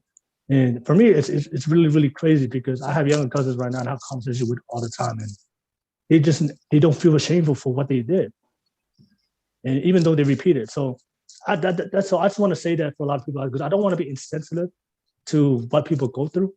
But and the thing is, in the grand schemes of life, like nobody cares because whether you not have, I'm sure all of you guys have support groups out there, but in reality, there are people out there right now fucking up, but they have nobody to talk to, they have nobody to learn from, they have no mentors, and they have to go off society.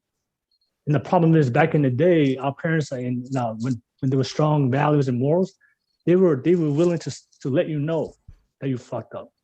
But there's people out there that don't have the role model, don't have the support systems, and they live in a society today where they're encouraged to keep going.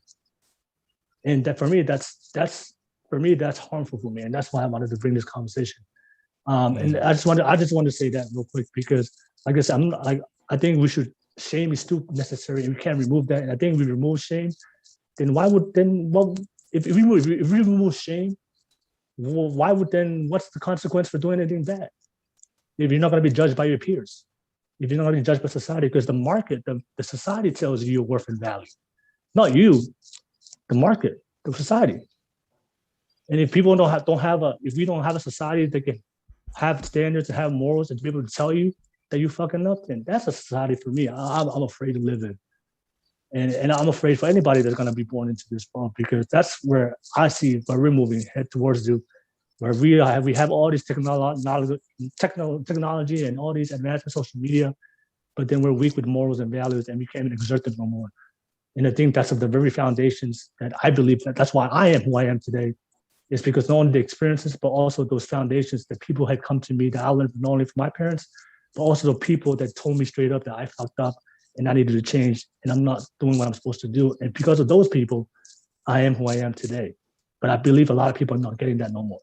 So I just wanted to end off my podcast with that. That's my last thoughts for you guys. But all you guys out there watching, thank you so much for watching. I want to ask you guys real quick. Thank you so much for all your panels. Thank you for jumping on for 2022. First podcast for 2022. Appreciate you guys. Whether we agree or disagree, I always love you guys sharing your opinions. I just want to ask all of you guys real quick, share your last thoughts. What are your thoughts, your last thoughts for today's topic? And if you guys want to be found in 2022, go ahead and drop your social media handles real quick. I'll open up, you know what? I'm gonna open up with the guys real quick and then we'll close off with the females. Taniela, last thoughts and how can people find you? I think your that last bit that you've just said highlighted something very important for me anyway. Just how different we are as people, right? And going through my own personal experience, all of us have taken a good turn out of the experiences that we've gone through, mistakes that we've gone through, whatever the societal pressure or shame that has been brought onto us, whether that's through culture or whether that's through the environment that we've been in. We've taken away the positive out of it, that we've managed to formulate some sense of standards that we abide by now, right? Some people don't for some reason. And I'm still trying to figure that out with my brother. From the initial incident that I shared, and I said to him, you are putting yourself at risk long term by breaking your own heart, breaking your child's heart, going through all these dilemmas that I can foresee now if you continue to do the same thing you're doing. Or tolerating these behaviors, you are going to end up alone and your child spend half of their lifetime with you. He's now at that point and he still hasn't learned anything at all. So what does that highlight to me is that we take experiences very differently. And people shouldn't say, that we should make mistakes because we learn from them in a sense, but we should provide people who make mistakes avenues of learning, and we should provide support up until we ourselves can no longer give that support. At the end of the day, we are humans. To actively say we make mistakes as human is not giving yourself the faith and the belief that you can do better in a sense. To me, that's such a scapegoat line to, we all make mistakes. Yes, I know, but what are we learning from it? What can we improve? And if you keep throwing that word out, you are telling people in a sense that making mistakes all the time is normal and it's a normal behavior. So in a sense, What's my takeaway from this? We should be reaching out and being mentors to other people. We should create environments and spaces that we are able to reach out to people that want the help, that think they deserve the help, and that's the best that we can do. I don't think on a monumental scale of things we can change society today, tomorrow, or next year, but we can at least try, and we can at least try by offering a helping hand to people until we can no longer physically, mentally, and emotionally offer that help anymore.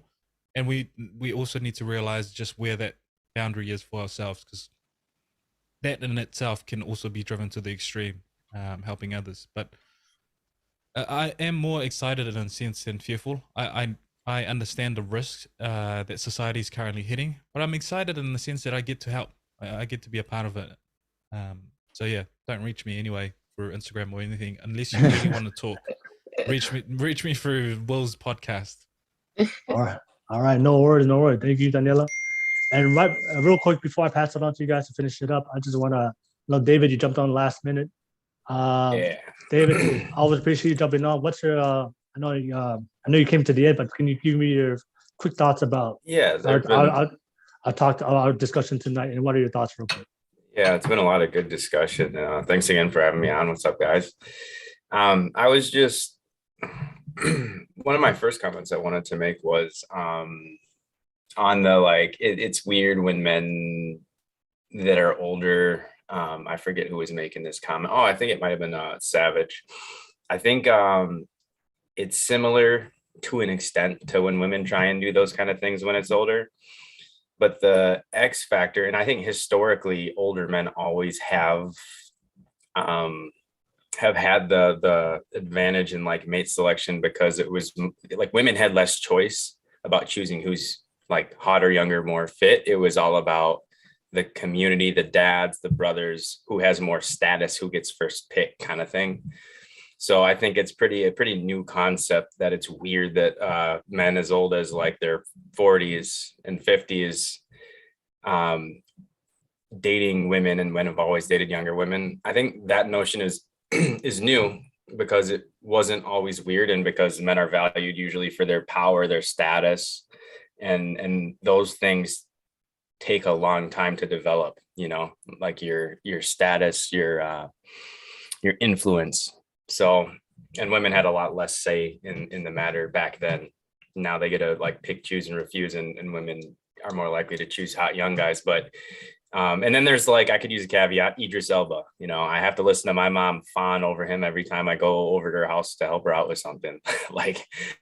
And you're not going to see his female equivalent, like a powerful rich woman. We'll say Oprah Winfrey or something like that. Like at least she is his equivalent. She dwarfs him in like her money and stuff like that. Like women can accumulate money their whole life, but you're not going to see an Oprah Winfrey with like a young hot NFL star. But Idris Elba, if you seen his past girlfriends, they look the same, like 29. I don't know if their bodies are real and fake, but they got a similar look. So anyways, I think the caveat is that it's easier for older, more powerful men to stay in the game, because when those same guys were 20, they didn't really have a shot, because the women that were 25 were being courted by powerful, rich, affluent men. But I do think in today's day and age, I was raised in today's day and age, it is kind of creepy when you're at a bar and you come with your friends that are girls, and then some guy that's older than her dad starts macking on her. So I agree, but I just wanted to add that caveat. That was interesting. And Will, you made a lot of good points. One that I wanted to bring up, it reminded me of a quote, and since you talked for a little bit, made some other points, I was able to find it. And it's an old Roman quote that by Cato the Elder, and it's all of mankind rules its women, and we rule all of mankind, but our women rule us. And that was shortly before the fall of Rome. And I'm not saying like it's all women's fault, but I think that when a society is at its end, or when it's weakening from the prosperity that it's experienced, the elders and the wiser men can see it start to rot from the inside out. And I think it's super interesting because Rome dominated like the whole world, but the men knew that the women ruled them. And then I was reading more from that speech, and it's like compressed. The last sentence in the summary was a quote from him. He said, if you allow them to achieve complete equality with men, do you think they will be easier to live with? Not at all. Once they have achieved equality, they will be your masters. And I don't think it's very friendly with a modern society. Like there might be some hidden, like sexism in a guy that has that opinion, but you have to realize this was 2,000 years ago in the Old Testament times. So like everyone this isn't a society that had slaves and stuff. So controlling for that factor, I think there's some truth to it. A woman can easily control the behavior of the men around her, especially if they're her age. And that's kind of self-explanatory. Anyone who's been around knows that. So that quote really kind of spoke to me. And I'm all for, women's rights and a democratic society, but as soon as they get the right to vote, they are now the majority by default. We die younger. We're not as healthy as they are. So, you kind of have to, if you want anything done, you kind of have to get women's approval. So I think that explains a lot of the shift in society. And I also wanted to know what you guys thought of that. So you can speak to it, when you guys take your turns, if you think there's any truth to it, if you think it's complete BS, but, yeah, that quote really ties into kind of what we've been saying. I think that it's going to be a sad day when we find out what happens when we undo the fabric of like the foundations of religion and morality. And I'm not a very religious person, but I think we'll realize why they're created. I think I said this last podcast, where we'll realize real quickly why things like religion were created. I used to think that religion was created by people who didn't even believe in God, but wanted to control the darker elements of human nature. Because if you look at what it tells you to do and not to do, that pretty much explains everything. They want you to reproduce in a time that it was hard to, for your tribe to survive, you needed high numbers to win wars. So then they shamed being, homosexual, like just down to the littlest thing. So I'm not in a rush to undo things like shaming and throw it out the door. I'm very curious to see what will happen to society if we do, but I'm very pessimistic about it. But I'm a single guy, 30 years old, college degree, decent job. So I'm not going to be the one that gets hit hardest. I don't have any mouths to feed, but I do feel bad for the people who are kind of barely getting by, because they're going to be affected the worst. Thank you so much. All right, appreciate it, David. Thank you for jumping on, and thank you for sharing your piece. It was fun. I'm excited to hear what you guys have to say. And then I'm gonna pass it around real quick. Drop your final thoughts and how can people find you, Malia? Final thoughts. How can people find you? Can I just jump in on that one with I'll come back to you. David? I'll come back to you. Then you can close off with that. Yep. Appreciate that. I'm so sorry. He's so rude. My final thoughts, I do agree with you in a sense, as far as people do need that shame, or that I feel like constructive criticism. I think, giving someone some constructive criticism once is enough, and then what they use or what they do after with what you give them, that's on them. So if someone's got a few, you kind of have to let them you have to let them fuck up and find out the hard way, I guess. But, as an adult, I think you're aware of, where your decisions are going to lead you. So that's how I feel about that.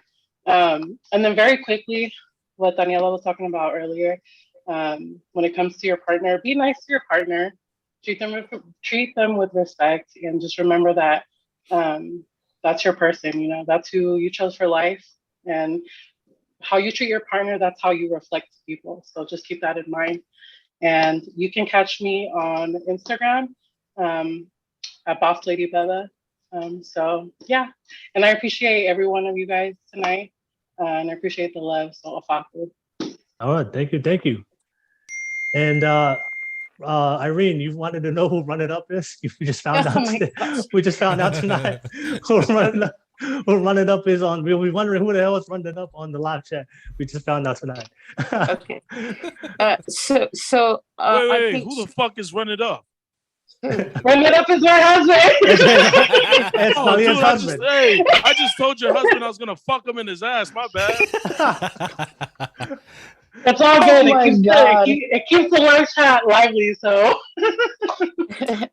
I like what Savage. Malia said. I'm Malia just gonna said apologize. I like what Malia said, constructive criticism. I think that's really much more sustainable versus shame. I think shame there's a fine line because there is the psychological impact that comes with shame and the negative connotation that comes to that. From David, who shared about women having control, you're absolutely right. The women can build a successful society, and it starts at the home, and a lot of it starts at the home with the mom. And she's the one that also helps create a nation of, leaders and stuff like that. But as you say right now, we've kind of lost those boundaries. But I think it's just finding balance.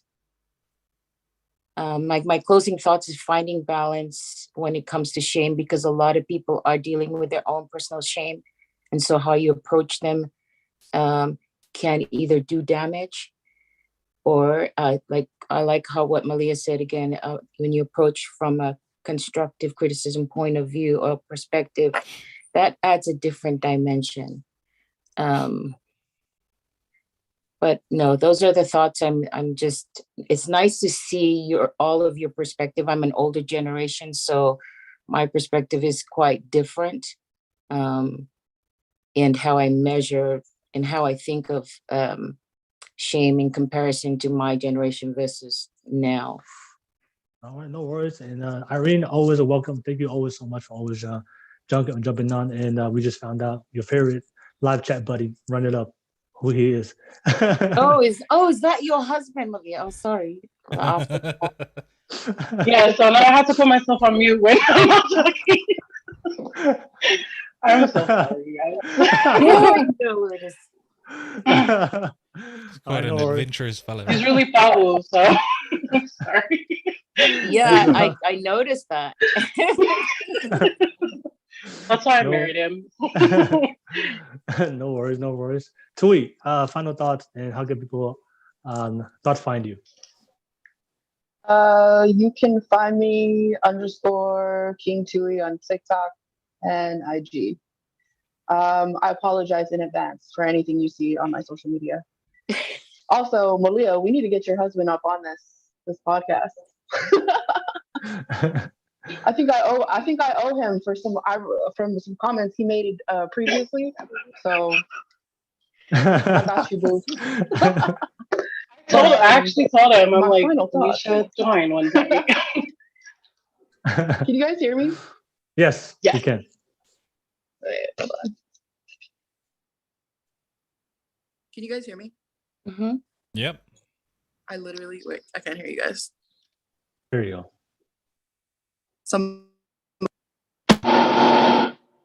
Oh, what was that? Oh, okay. No, I couldn't hear anyone for a second, and I was like, did I disconnect? Oh my God.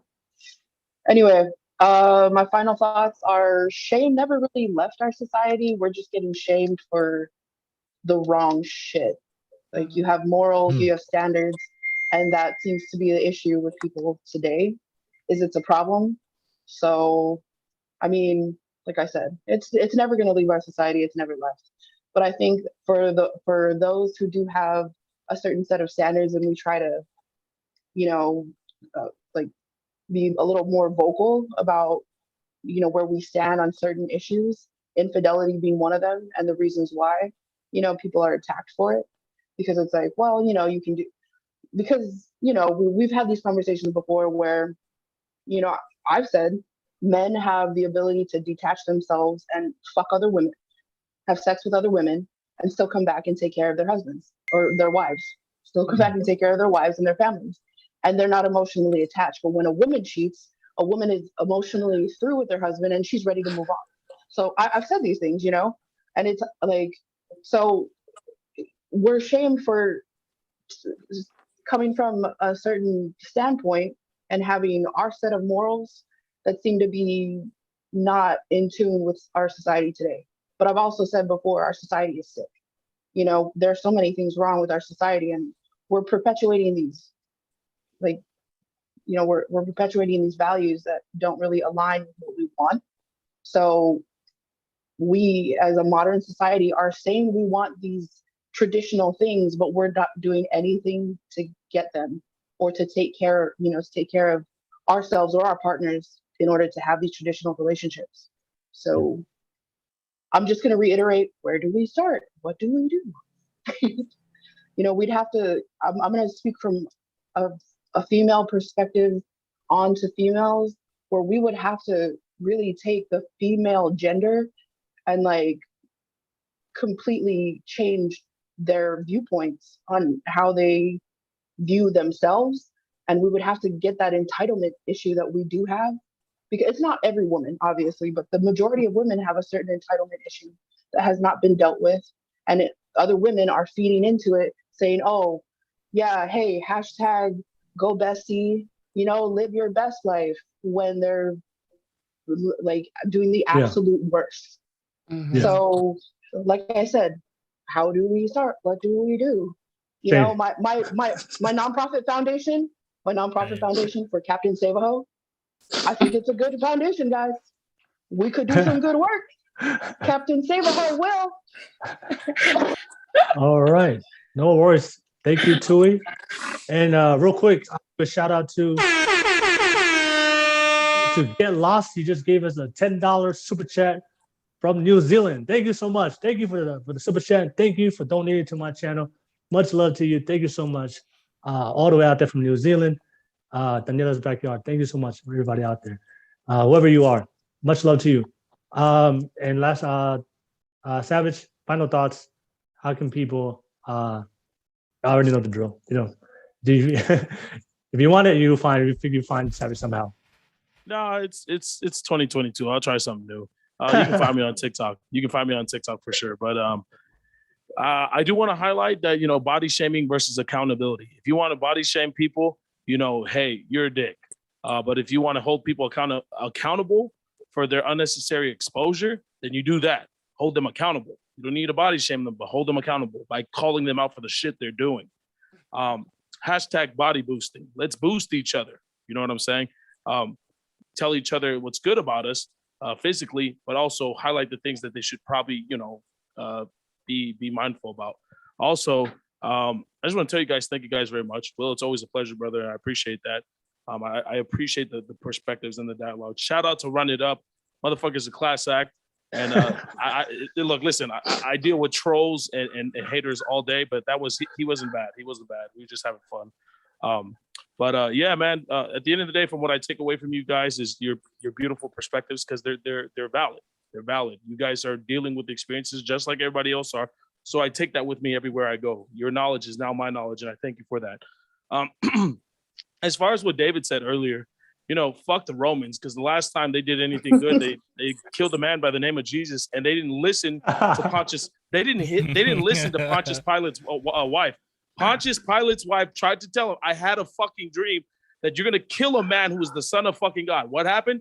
Killed Jesus. Next thing you know, Christianity blows up everywhere. So thank you, fucking Romans. But yeah, with that being said, yeah, you know, all joking aside, man, I just appreciate each and every one of you, because this dialogue is going into the history books. When they look back at the data banks and they need to use things as reference, I hope this can be used in a university or a state college, that this is going to be a valid tool for the next societies to come, because body shaming killed Anna Nicole Smith, drug overdose.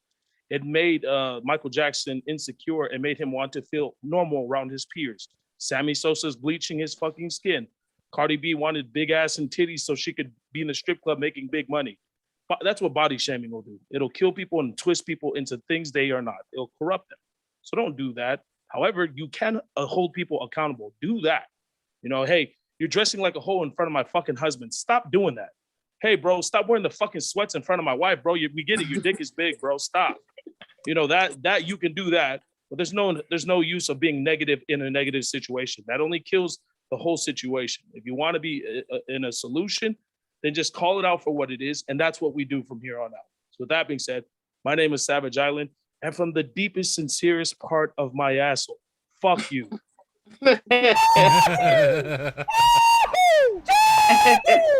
That's Savage for you. The most controversial Pacific Islander on the planet. All right. And last but not least, Taniela, last thoughts. And wait, did you already go over it, Taniela? Yeah, I went, but I just want to. Yeah. You highlight- wanted, yeah. highlight the yeah. I want to bring it back to what Savage said before about choosing which should you focus your energy on. Should you focus your energy on shaming, or would you rather focus your energy on building people up? And what David has said has just made me click in a certain way. I fully agree with what Savage is saying, and it comes back to the solution. What are the solution that we should do in modern day? Men need to hold other men accountable, and women need to hold other women accountable. And we need to do it in a united front. Men cannot push women anymore in the terms of we shame them, because now women will call that oppression. They will further move into the feminist waves more often than they will try and see logic. So for us, to me as a male, I should hold my brother more accountable and try and teach more values, good values that he can take forth in his own life, and do the same with every man that I come across. Because that way I get to build a better generation of men, rather than me focusing on the women, which I have no control over unless they're sexually attracted to me. That's the only level of control that I'll have over a woman. So for us to provide a solution for women in general, or women providing a solution for men, it can never work in the way that we want it to work. So mentorship should be accessible to any man, regardless of what their status is. And that's something that I'm fighting for this year, because all the internship, mentorship that I find are reserved for people that goes through university or come from a very established home. What I want to bring to NZ in terms of young men is more mentorship for anyone, especially kids who are stuck in the system. The other thing that David is highlighting is the risk of delving too deep and too far into the red pill manosphere mindset. It will hold you to a place where you will stay and complain and blame women and boost your own ego, in the sense that I'm a man, I'm oppressed, fucking women are doing all this shit. We need to focus on ourselves, and we will attract the right woman that will come into our lives.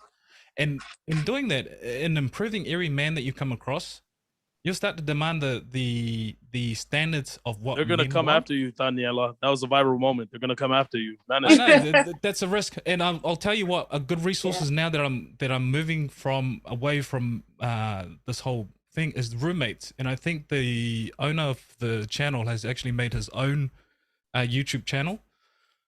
But what he's saying is absolutely right, in the sense that the red pill community are drawing towards what the feminist movement are drawing towards, where we are now blaming women for everything that's going on. Yes, they play a vital part in society and the way we move, but we're wasting so much energy when we can improve other men's lives by providing solution, providing tools, and building each other up. I think the energy is better invested in that sense than us sitting around and blaming women all day long.